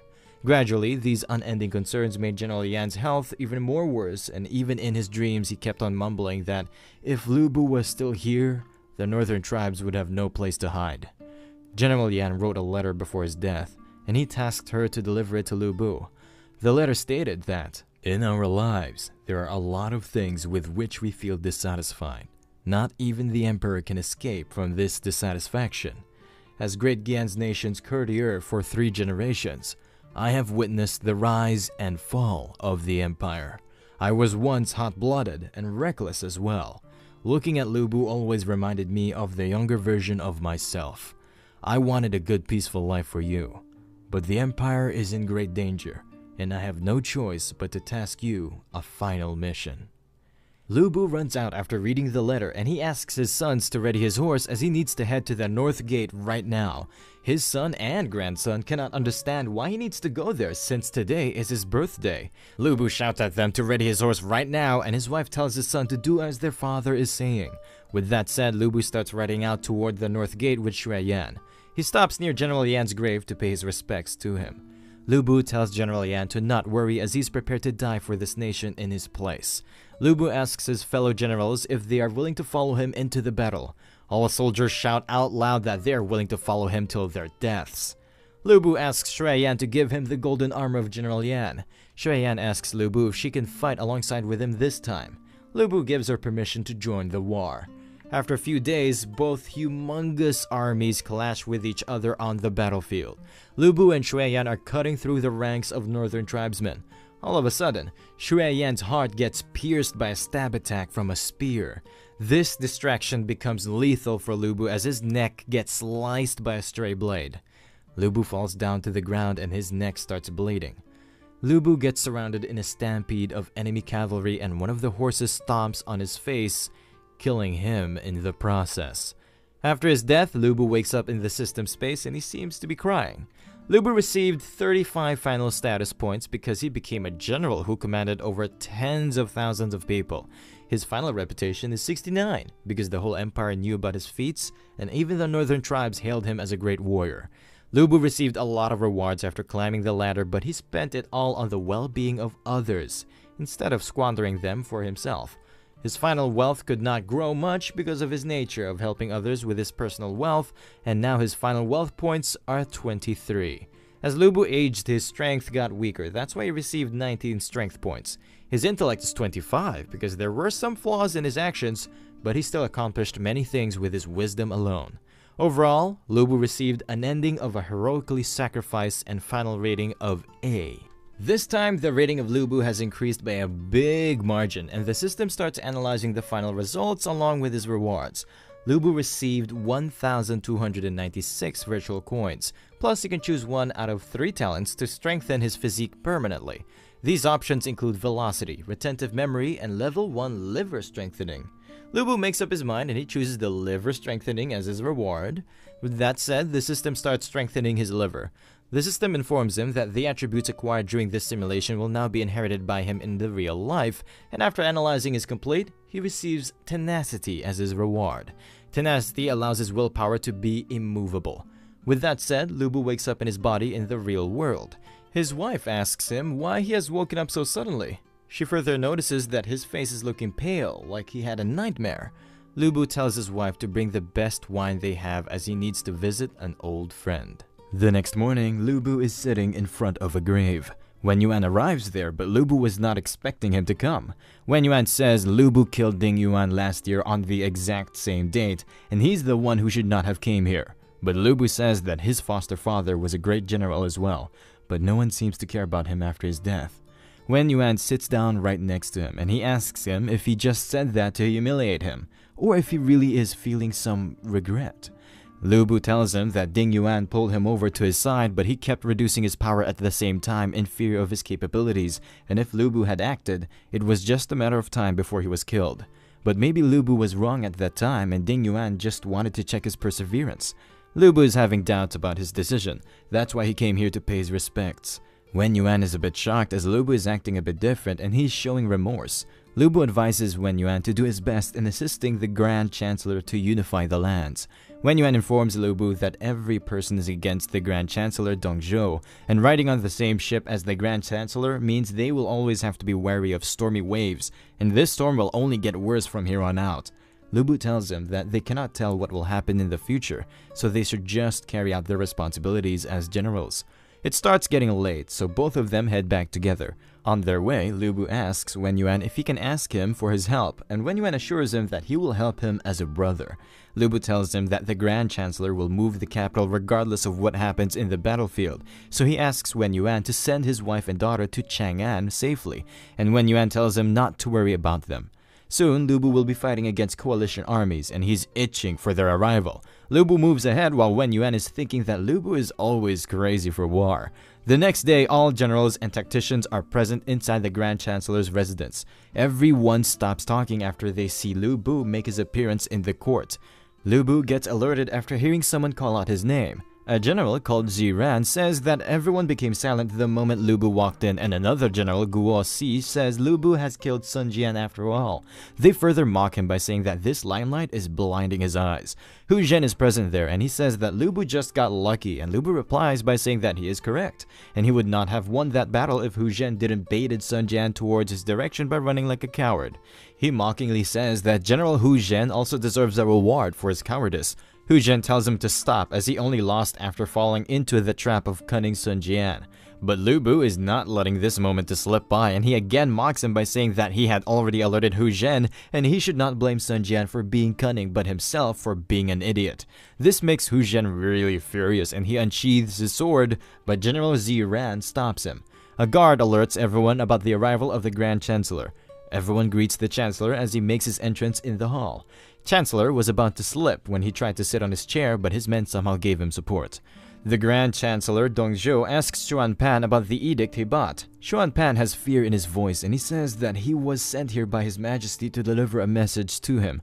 Xuan Pan is trembling, but he starts reading the message, which states that Guangdong people have been rebellious since last year, and we are fortunate to have the Great Chancellor, who has unified the country and suppressed the rebellious armies.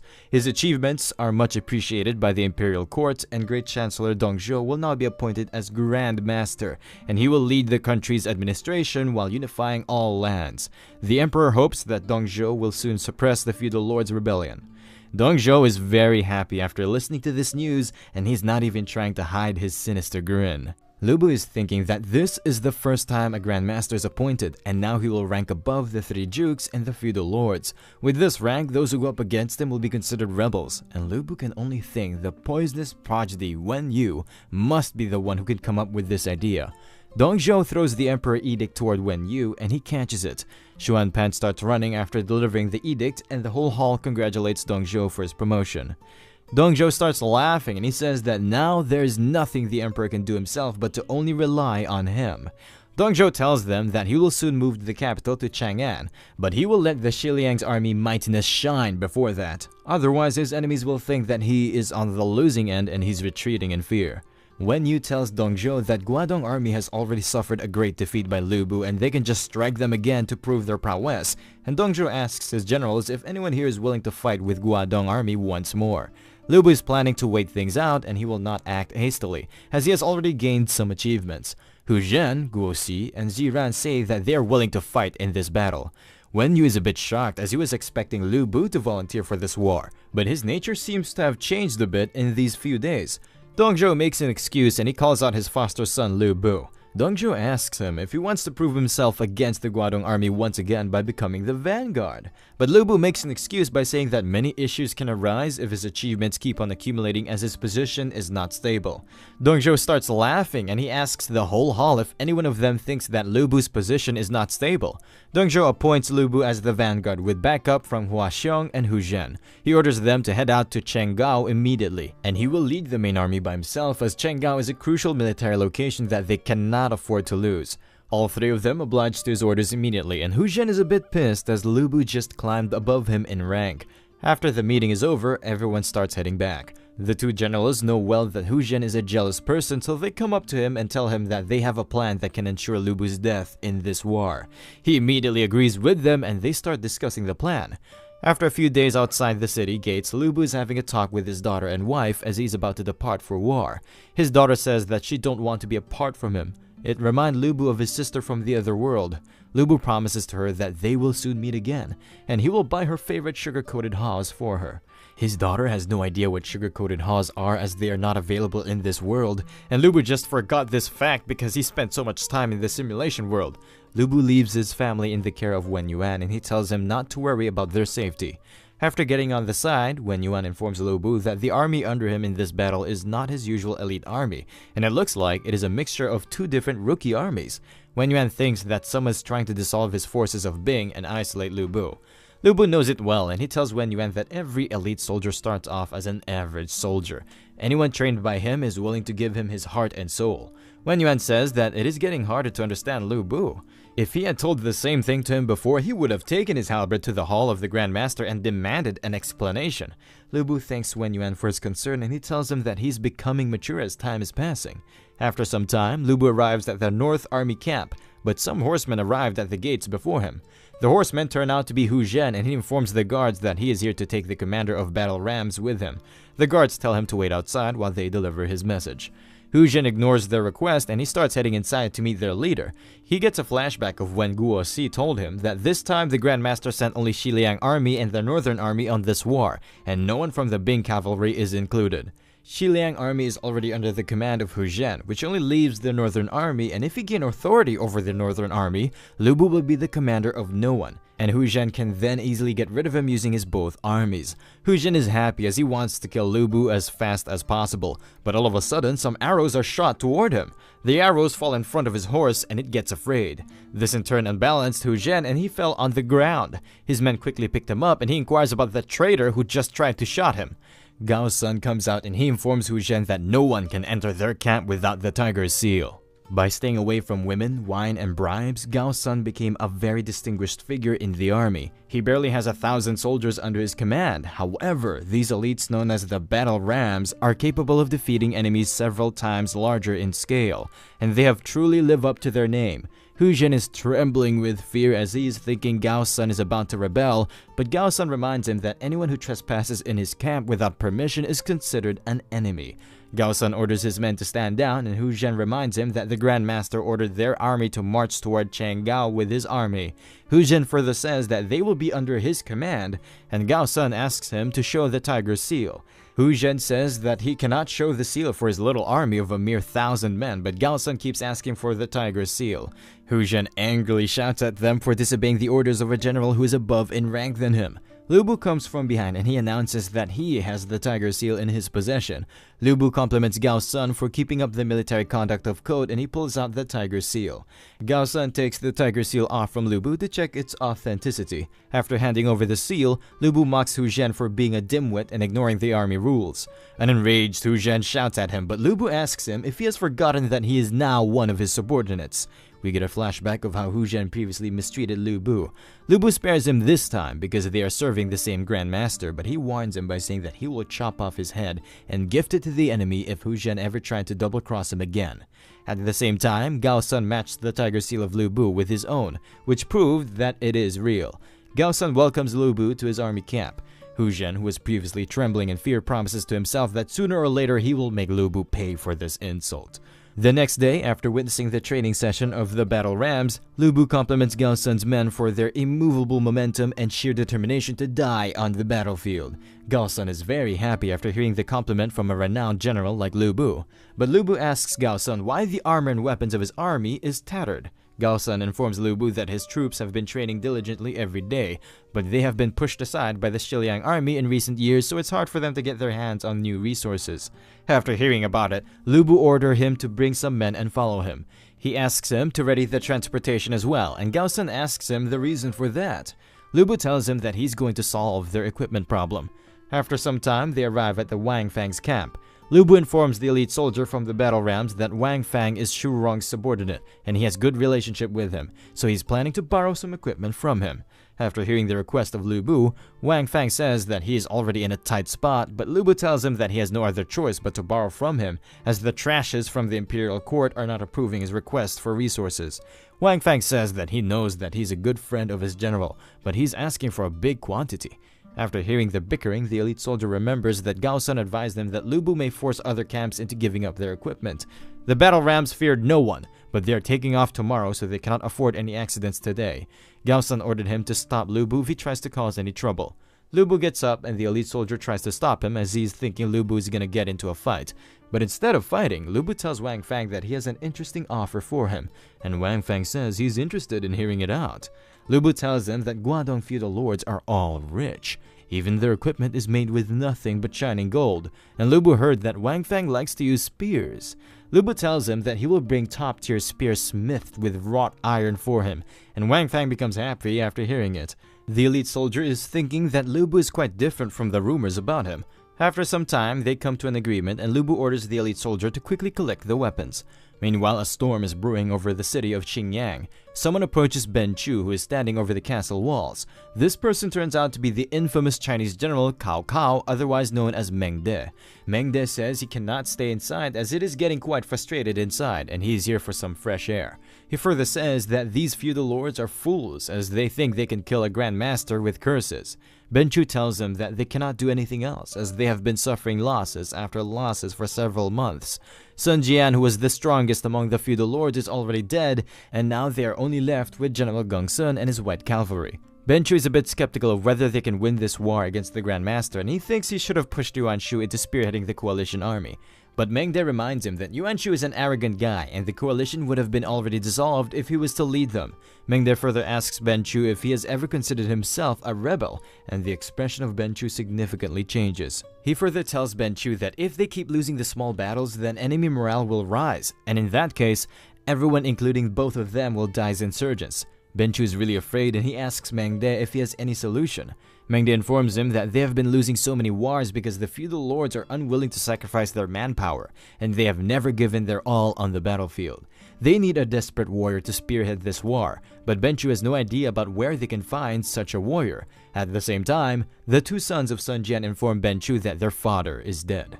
Ben Chu was already expecting a defeat, but he had no idea that his main general perished in this war. Bo Fu informs him that Xiliang army was no match for them, but everything changed once Lebou made his appearance with his Bing cavalry.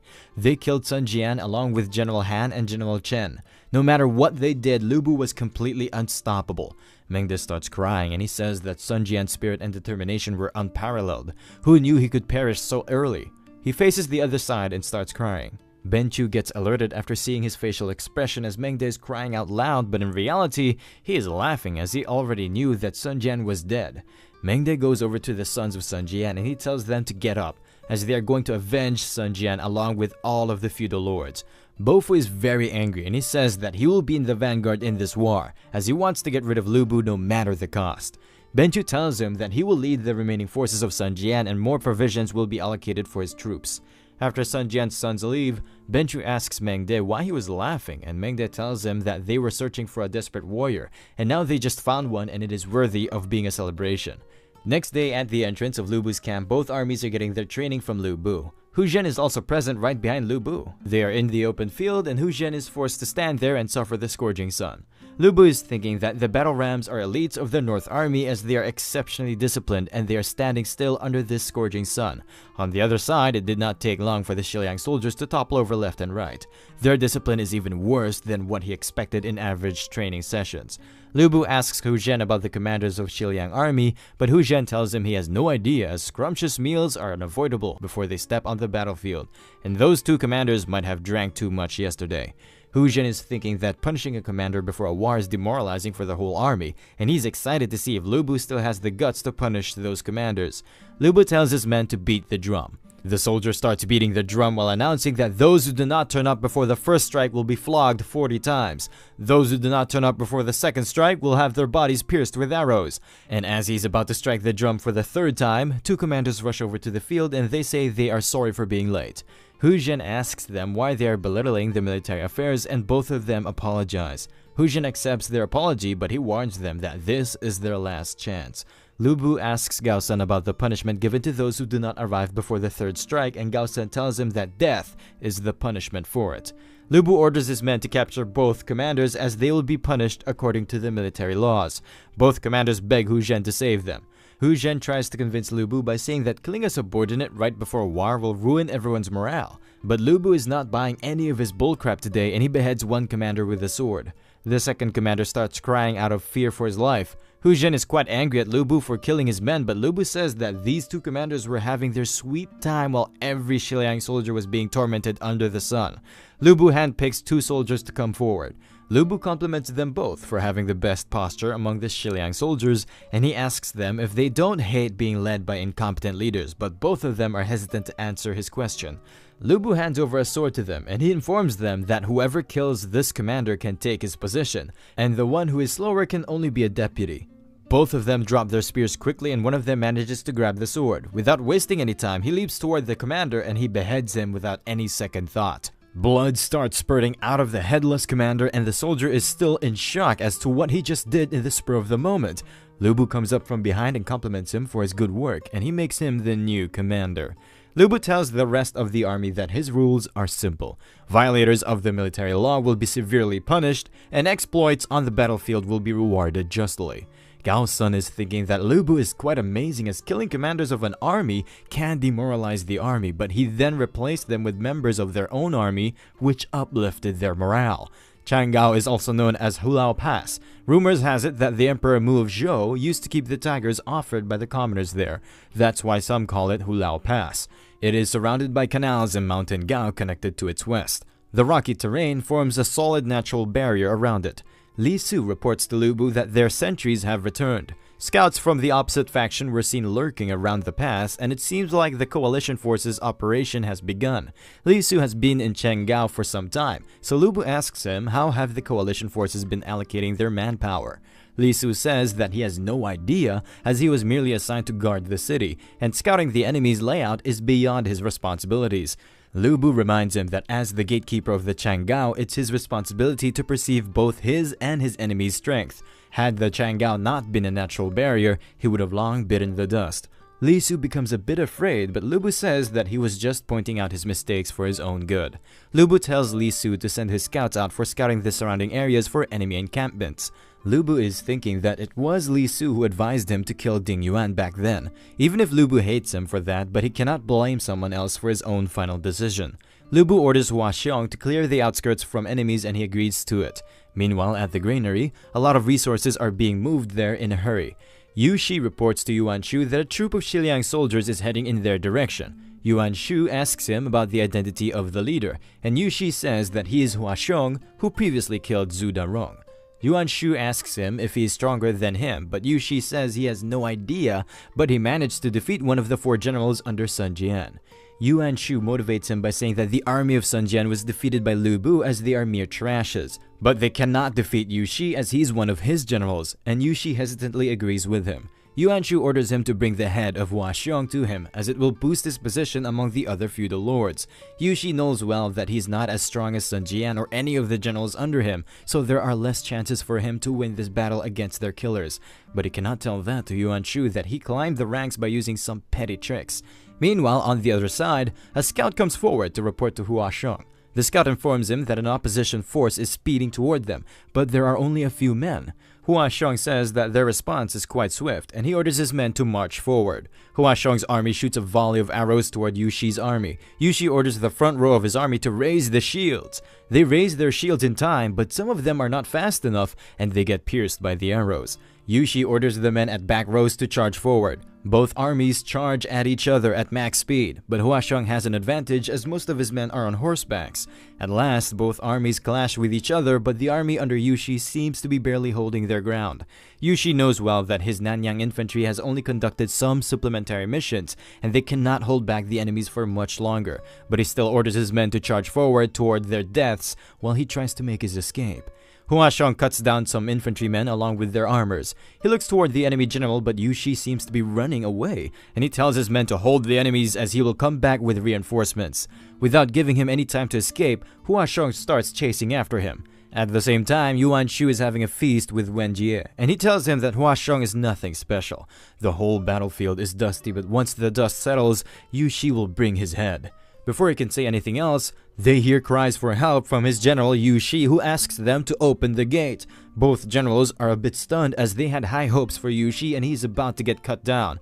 Without giving him enough time to react, Hua Xiong beheads Yu Shi with a single powerful strike from his spear. The decapitated body of Yu Shi falls down on the ground. Hua Xiong challenges the enemy generals after introducing himself.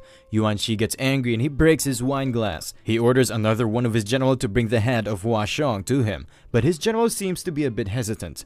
Yuan Shi asks him why he is afraid of only a few thousand soldiers from the Xiliang army, and Liu Xun informs him that they have an advantage in numbers, but they are hardly ready for a fight after their long and hard journey. Yuan Shi starts cursing his own men, but Wen Jie informs him to not get hyper. He introduces a giant man by the name of Pang Feng, who will take care of Hua Xiong for them. Pang Feng is looking forward to his fight with Hua Xiong. The poor infantrymen are still barely holding back the cavalry from the Xiliang army. All of a sudden, the city gates open and they tell each other to retreat back. The infantrymen start running back to the gates while a horseman comes out. Hua Xiong lets the infantrymen retreat and he asks about the identity of this horseman. The horseman introduces himself as Pan Feng. He then chops off the limbs and heads of those who are trying to escape. This shocks their fellow infantrymen who have no idea about what to do next. Pan Feng then starts rushing toward Hua Xiong while killing every single infantryman on his way. Pan Feng tries to slash Hua Xiong, but he manages to dodge it. Hua Xiong then retaliates by striking him back, which gets blocked by Pan Feng.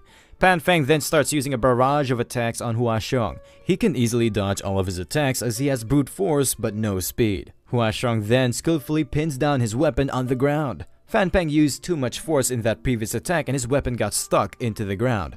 Hua Xiong seizes this chance to swiftly chop off his head. Both warlords who were spectating it get really pissed. Wen Jie, who has just lost one of his most powerful fighters, tells his men to gather up as he's going to kill Hua Xiong today. Meanwhile, inside the city, a sentry arrives. He informs both Meng De and Ben Chu that General Yuan and Inspector Wen Jie have both been defeated. Ben Chu is still skeptical as the war has not even started yet and they lost so easily. The sentry informs them that someone showed up and killed both General Yu Shi and Pan Feng. Inspector Wen Jie led his men to avenge them, but their efforts were to no avail as Inspector Wen Jie just returned back after suffering several injuries. Before the scout can say anything else, both Yuan Shu and Wen Jie arrive at the camp and they are pissed at Hua Xiong. Yuan Shi asks for more reinforcements, but he gets rejected, while Meng De tries to uplift the spirit of Wen Jie by saying that winning or losing are part of life, and he's glad that he returned safely. Ben Chu says that marching out after having two big losses on their side will just demoralize their army, but Yuan Shi is still hesitant to back down. Meng De tells them both to join their meeting as they were discussing plans on capturing Chenggao City. They all gather up on the table and Meng De starts telling them their strategy. Hua Xiong is a really powerful general who is on the rise, but they have Lebou as well who outclasses him. Lebou even managed to defeat Sun Jian in a terrific manner, and killing him would bring them halfway to the victory. General Hu Zhen is just an incompetent leader in the Xiliang army. He is the most crucial weak link in all of this, and they can take advantage of his weakness. Li Su is the general who is tasked with guarding Chenggao, and he has always shut himself behind the gate. The Grand Master must have sent some reinforcement for them to be so bold enough. Chenggao's geography is a major plus for their defense, but the Xiliang army is much more proficient on the offense. That's why they keep on being on the offensive. Ben Chu asks him if he has any idea on how to counter them. Meng De says that they will limit their advantage by camping right outside Chenggao City and attacking them anytime they want. If they force the Xiliang army into playing defense, then the tides of this war can be turned. The next day in Chenggao at Lebou's residence, a scout arrives with the report that the coalition forces have arrived. Hua Xiong says that two of them were just killed by him yesterday, so he did not expect them to strike back so soon. Lebou asks the scouts about who is leading the coalition forces. The scout says, based on the flags, it should be Hanyi's feudal lord Wang Kuang. The other 7 feudal lords are also on their way. Hua Xiong asks for Lebou's permission to head out first, but Lebou tells him that he will not be the one on the front line this time, and he calls out Gao Sun. Lebou orders Gao Sun to gather everyone as it is time to confront the enemy, and he orders Hua Xiong to tag along with him. Hu Zhen says that he has made many mistakes in the past, and now he wants to repent for them by assisting Lebou in this fight. Lebou tells Hu Zhen to not put up an act, as rats should just stay in their rat holes. Instead of getting pissed, Hu Zhen smirks, which means he is up to nothing good. After some time, both armies come face to face against each other. Wang Kuang is leading this army and he looks quite motivated. He asks Lebou why he only brought a few thousand men with him and if he's looking down on him. Lebou mockingly says that Xu Rong defeated him last year and their grandmaster broke through his city without much effort. The few men Lebou brought with him here are more than enough to defeat a weakling like him. Wang Kuang orders one of his general named Fang Yue to kill Lebou. Lebou slowly moves ahead with his horse while Fang Yue is sprinting at full speed, as speed is a crucial element to maximize the strength of long weapons. The greater the momentum, the harder the weapon hits, but Lebou is riding so slow despite their distance. Even if Lebou is a reincarnated god of war, there is no way he can withstand his striking force. All of a sudden, Lebou flares up and he sprints forward at an unbelievable speed. Lebou uses this speed to cut down Fang Yue into two pieces along with his hard armor and weapon. Wang Kuang gets a bit afraid after watching the savageness of Lebou. He orders his men to surround Lebou from all sides. The whole army start rushing toward Lebou in unison, but Lebou is not fazed by their numbers as he easily keeps on chopping them like a grinder. At the same time, Gao Sun orders the battle rams to charge forward. The battle rams are easily taking care of the vanguard of Wang Kuang's army. Wang Kuang can't believe it as he's thinking he's up against an army of monsters, and finally he orders his men to retreat. But before he can start running, Lebou rushes toward him at max speed. He strikes Wang Kuang with the side of his weapon. The force behind it was so strong that his bones start cracking. Wang Kuang gets tossed up into the sky due to the pressure, and his whole army can see him. He then falls down into the middle of his army, and they get really afraid after seeing the expression on the face of their dead feudal lord, and his armor is battered as well. A scout reports to Ben Chu that Wang Kuang died while fighting on the battlefield. The He army under him has crumbled and they are scrambling for their lives. Ben Chu asks Meng De about what they should do, and Meng De tells him to rest assured as the show has just begun. Lebou might have gotten a taste of victory, but he doubts that he will be able to return victorious. Meanwhile, outside the Changgao gate, Hua Xiong is screaming at the guards to open the gates, but no one is responding. Lebou tells him to stop shouting as those inside might have turned against them. He now knows well why Hu Zhen acted so strange back then. He got everything planned beforehand. He only offered to help to prevent any suspicion. Hua Xiong says that the 7 feudal lords will arrive in no time, and if they are still stuck here at that time, they can be easily defeated. Lebou orders Gao Sun and Hua Xiong to get everyone into formation and prepare for a breakout. The field where Lebou fought against Wang Kuang is littered with the corpses belonging to the He army. 3 different feudal lords arrive at that location. One of the feudal lords, Gong Sun, is quite sad after watching the fate of He army. One of his soldiers informs him that a survivor asked to see him. The soldier informs Gong Sun that their feudal lord has perished alongside many other generals, including Fang Yue. Lebou went on a rampage and wreaked havoc in their army. Those who are still alive are now scattered in all directions. Gong Sun asks the survivor if Lebou is really that much ruthless, but before he can reply, a scout arrives with a report. The scout informs him that Lebou is back with his men, but the feudal lords don't know why he is coming back, as his soldiers must be exhausted after this fight just now.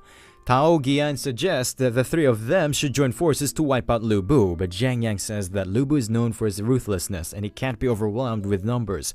And why would he return to the battlefield if he knows that victory is impossible? Gong Sun is quite sure that he can take on Lebou by himself using his white cavalry. He rushes on ahead with his white cavalry as he wants to find out whether Lebou can best him or not. On the other side, Hua Xiong spots the incoming army, and he informs Lebou that this white cavalry belongs to Gong Sun, who is quite prominent in the northern regions. His cavalry consists only of robust white horses. They are the most elite troops among their army. They have never tasted defeat, so Hua Xiong suggests Lebou to not take them lightly. Lebou smirks as he has seen elite cavalries of 10 times the size in the simulator world.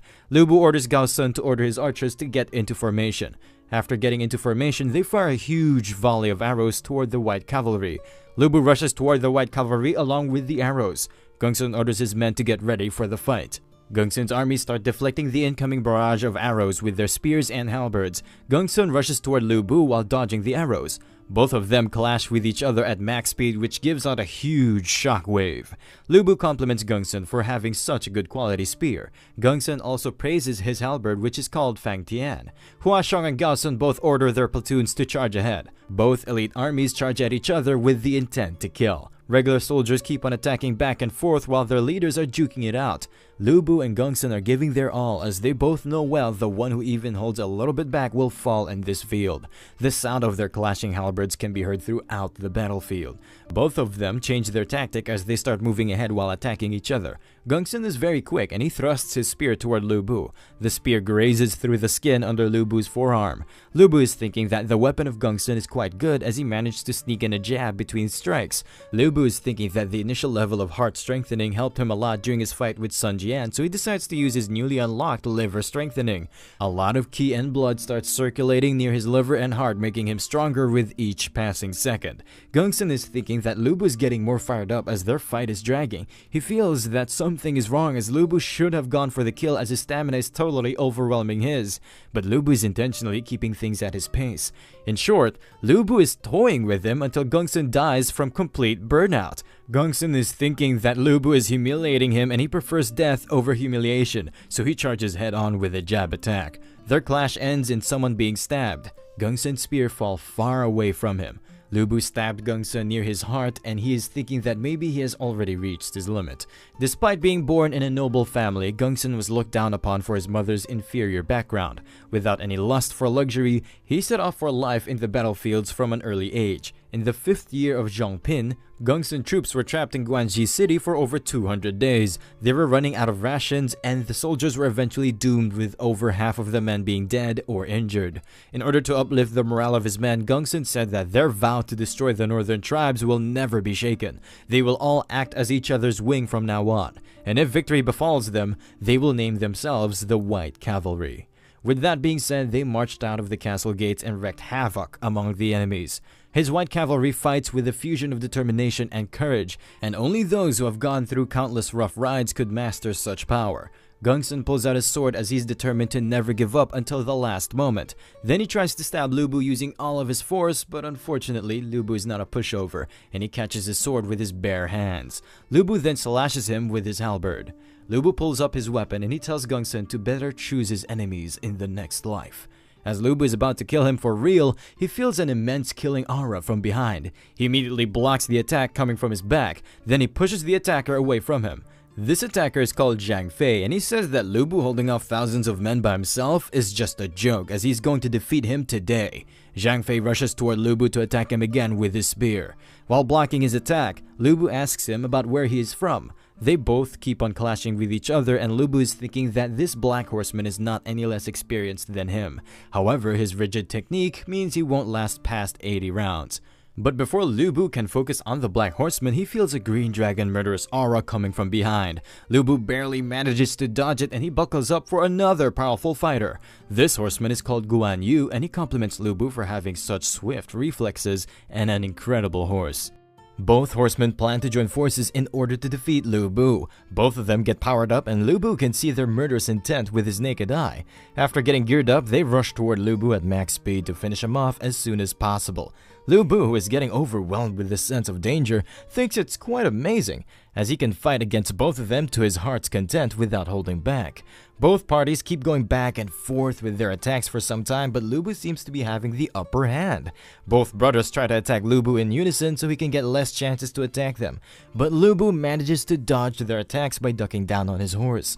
Their fight gets more intense as both parties can't land a decisive blow to the other, and they keep on going back and forth with their attacks. Both brothers are managing to successfully pin down Lebou's movement for a while. The soldiers around them stop their fight to seize this once-in-a-life opportunity to witness the fight between the two brothers and the god of war. Gongsun, who is spectating from afar, is trying to gauge the extent of their abilities. He is thinking that those two brothers are not that much different from roaring dragons and tigers. Another horseman called Liu Bei comes up to Gongsun and he says that he is sorry for being late. Gongsun asks him why are all of them in here. Liu Bei says that their desire to overthrow those bastards drove them here, and it's fortunate that his two sworn brothers arrived so early.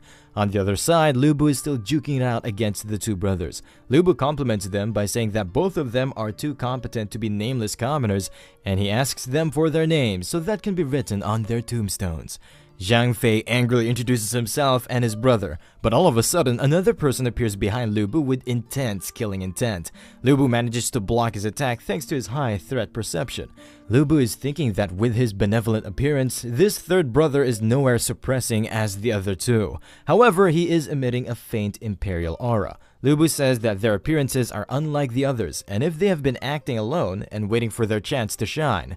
Liu Bei says that they have been under Gongsun's command for now, and they are in dire need of Lebou's head to make a name for themselves.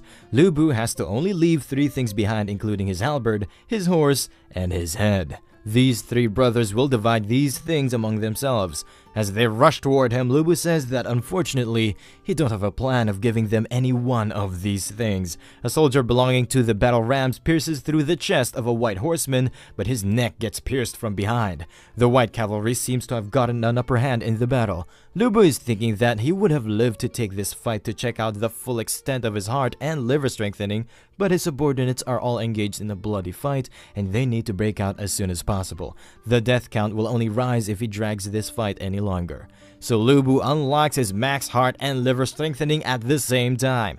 Lebou does a big slash to open up a path for himself, and then he starts running while saying that they will fight another time. Lebou shouts out to Hua Xiong and Gao Sun to inform them that their enemies are weakest at the right wing, so he orders them to summon all the soldiers and focus on a breakout through their right wing. The other two feudal lords are spectating the battle from a distance. Another feudal lord called Kong Rong comes up to them and he asks them about the status of the battle. Zhang Yang informs him that Gongsun went on ahead to battle it out with Lebou and they are currently in a stalemate. A scout comes up to them to inform them that General Gongsun is injured after losing the fight and Lebou is breaking through the north side with his men. Zhang Yang is a bit worried as the infamous white cavalry of Gongsun is having a hard time against Lebou. Tao Gian says that Lebou is probably at the end of his tether and this is the perfect opportunity to take over the achievements. Zhang Yang orders one of his general Mu Sun to kill Lebou. Kong Rong orders another general under him called Wu An to help Mu Sun. Lebou is clearing the way for his army and his generals order their men to follow Lebou's lead. They manage to pierce through the weak formation of the enemy. But as soon as Lebou breaks out, two more generals come running toward him and they start cursing him out loud. They are quite unfortunate as Lebou is in a hurry, so he chops them both in one strike. The platoon from Bing gets scared after their two generals got defeated. Lebou tells his fellow townsmen from Bing to listen carefully. He says that he truly don't wish to harm any of them, but if they wouldn't back off, they will suffer cruelest fate than death. The soldiers from Bing open a path for him. Lebou along with his men start rushing out of their formation. Wu An has not died out yet, but he lost one of his hands and he curses the soldiers from Bing for being so much unreliable. Lebou still needs to break through two more feudal lords as they start rushing toward him from both sides. Lebou is thinking that both of these armies are going to merge before them, and then it will become impossible to pave a straight path out. He will be surrounded if he goes straight or to the right, but on the left side, Tao Gian's army is the closest and weakest army out of all. Lebou orders his men to break out from the left side. Tao Gian becomes afraid after watching Lebou and his forces rushing toward him as he was just planning on stealing the kills, but now he has to face them head on. Tao Gian is a coward, so he orders his men to stay away from the path of the retreating army of Lebou. After passing through them, Lebou smirks and he tells Tao Gian that he is the wisest of them all. Their path ahead is clear as Lebou can't see any more forces belonging to the feudal lords. Lebou asks Hua Xiong about how many soldiers are left. Hua Xiong informs him that most of them died and the only ones who made it out are from the Xiliang cavalry. The Xiliang infantry and the battle rams including Gao Sun have been caught up and surrounded by the Beihai cavalry. Lebou asks Hua Xiong to retreat with everyone else. With that being said, Lebou starts heading back to the battlefield. But unknown to him, the Xiliang cavalry decide to give backup to Lebou, and they start following him. The battle rams and Xiliang infantry are all surrounded from all sides by the enemy, and Lebou is making his way back to the battlefield. At the same time, Tao Gian is hoping to gain merit by finishing off the battle rams and the remaining Lebou's infantry. But before he can order his troops to attack the enemy, a scout informs him that Lebou is charging at them once again from behind. Tao Gian's expression changes as he has no idea what Lebou is thinking right now, and he orders his men to stay away from Lebou. Another feudal lord called Bao Xin spots Lebou and his cavalry coming back to the battlefield. He orders his archers to rain down arrows on the crowd as they can't miss this opportunity. One of his men says that he should reconsider it as their coalition forces are tangled in there as well. Bao Xin says that it's the perfect opportunity for them to weaken other feudal lords, so he orders his men to shoot the arrows. Inside the encirclement, Gao Sun is barely fending off the enemies. Lebou arrives there to help him out. Gao Sun asks Lebou why he has returned back. Lebou tells him to shut his trap up as they are here to rescue him. Lebou picks him up by the collar and tells him to man up to live another day or he will become a joke among the Xiliang soldiers. Lebou further says that he needs to stay alive before the North Army's glory can be restored. But before he can reply to Lebou, Gao Sun sees a lot of arrows heading toward them. He pushes Lebou to the side to shield him from the upcoming barrage of arrows. This scene reminds Lebou of the same thing that happened back in the simulation world where General Yan's daughter pushed him to the side to save his life. After saving Lebou, she said to him that everything will be alright as long as Lebou survives. The same thing happened here and Gao Sun says the same thing to him. Tao Gian and his men also got caught up in the arrows and most of his men are dying as well. Hua Sheng asks Gao Sun about his injury and he tells him that it's not fatal, but his voice is trembling. Lebou says that it is great that Hua Sheng came here as well. Lebou tells them that he has changed his mind and he points toward a direction. He orders all of them to break through from that direction and on their way, they are going to get the head of the general who ordered his men to shoot the arrows. Lebou orders Hua Sheng to help Gao Sun onto his red horse. Lebou temporarily activated blood pump mode due to his inner rage. Lebou tells them that he will use his feet instead of the horse and he gets ready to use perks of the simulation system to the max. Lebou puts all of his power into his feet to launch himself toward Bao Xin. Bao Xin can't believe a human can be so much fast and he orders his men to shoot down Lebou. Lebou keeps on deflecting and dodging the arrows by moving in a zigzag formation. Without wasting any further time, he jumps toward Bao Xin. Bao Xin sees death flashing before his eyes and he begs Lebou for his life, but Lebou slashes him into 2 pieces with his halberd. Lebou gets surrounded from all sides by Bao Xin men, but Lebou easily keeps on chopping them like paper, and he seems unstoppable. Bao Xin's men try to run away as far as possible from the rampaging beast, but they are not so lucky as Lebou is hell-bent on completely destroying them. Meanwhile, on the other side, a scout reports to Ben Chu that the 8 feudal lords had joined forces outside Chang'an, but Lebou still managed to escape with almost 1,000 of his men. The Henne soldiers dispersed after their warlord died and almost half of the elite white cavalry perished, while Beihai army was completely annihilated. Lebou went on a rampage and he kept killing hundreds of men by himself while taking the heads of several other generals in the process. Only Tao Gian's army remains largely intact as he let Lebou go without a fight. Ben Chu says that Lebou must have died from exhaustion after all of this and maybe he's possessed by some divine devils. Meng De tells Ben Chu to leave Lebou alone for now because without Lebou, capturing Chang'an is a piece of cake for them now. Hu Zhen is on the walls of Chang'an and he's thinking that Lebou must be torn apart by the coalition army by now. But it won't be easy to defend this place, so he will have to rely on Li Su for now. Hu Zhen orders his men to summon Li Su. Li Su asks Hu Zhen why he has banned him from meeting Lebou, and Hu Zhen tells him that Lebou has defected to the enemy. He further says that he had no idea if Li Su was an accomplice of Lebou, that's why he kept him under watch. But Li Su says that if Lebou had defected, then why Hu Zhen is still alive? Because it will be easier for him to just kill them both and hand over Chang'an to the enemy. Hu Zhen says that he is right, as he just made up that story to get rid of Lebou. But Li Su needs to act smart if he wants to live long in this situation. He tells Li Su that it won't be long before the coalition forces start attacking the city, and they will both be dead if the city falls. So both of them have the same goal for now. Li Su says that he agrees with him, but he needs to go and get the tiger's seal to order the soldiers around, and Hu Zhen agrees to it. Li Su is thinking that he has invested a lot of effort into Chang'an City, but Hu Zhen just snatched his powers away despite being a newcomer. He even set up Lebou, who must be long dead by now. The way things are going now, even if they manage to fend off the enemy, he will be killed. So he is thinking of fleeing the city, and if he tells the Grand Master about what Hu Zhen did, then maybe he will be spared. After some time, all armies belonging to the feudal lords gather outside Chang'an.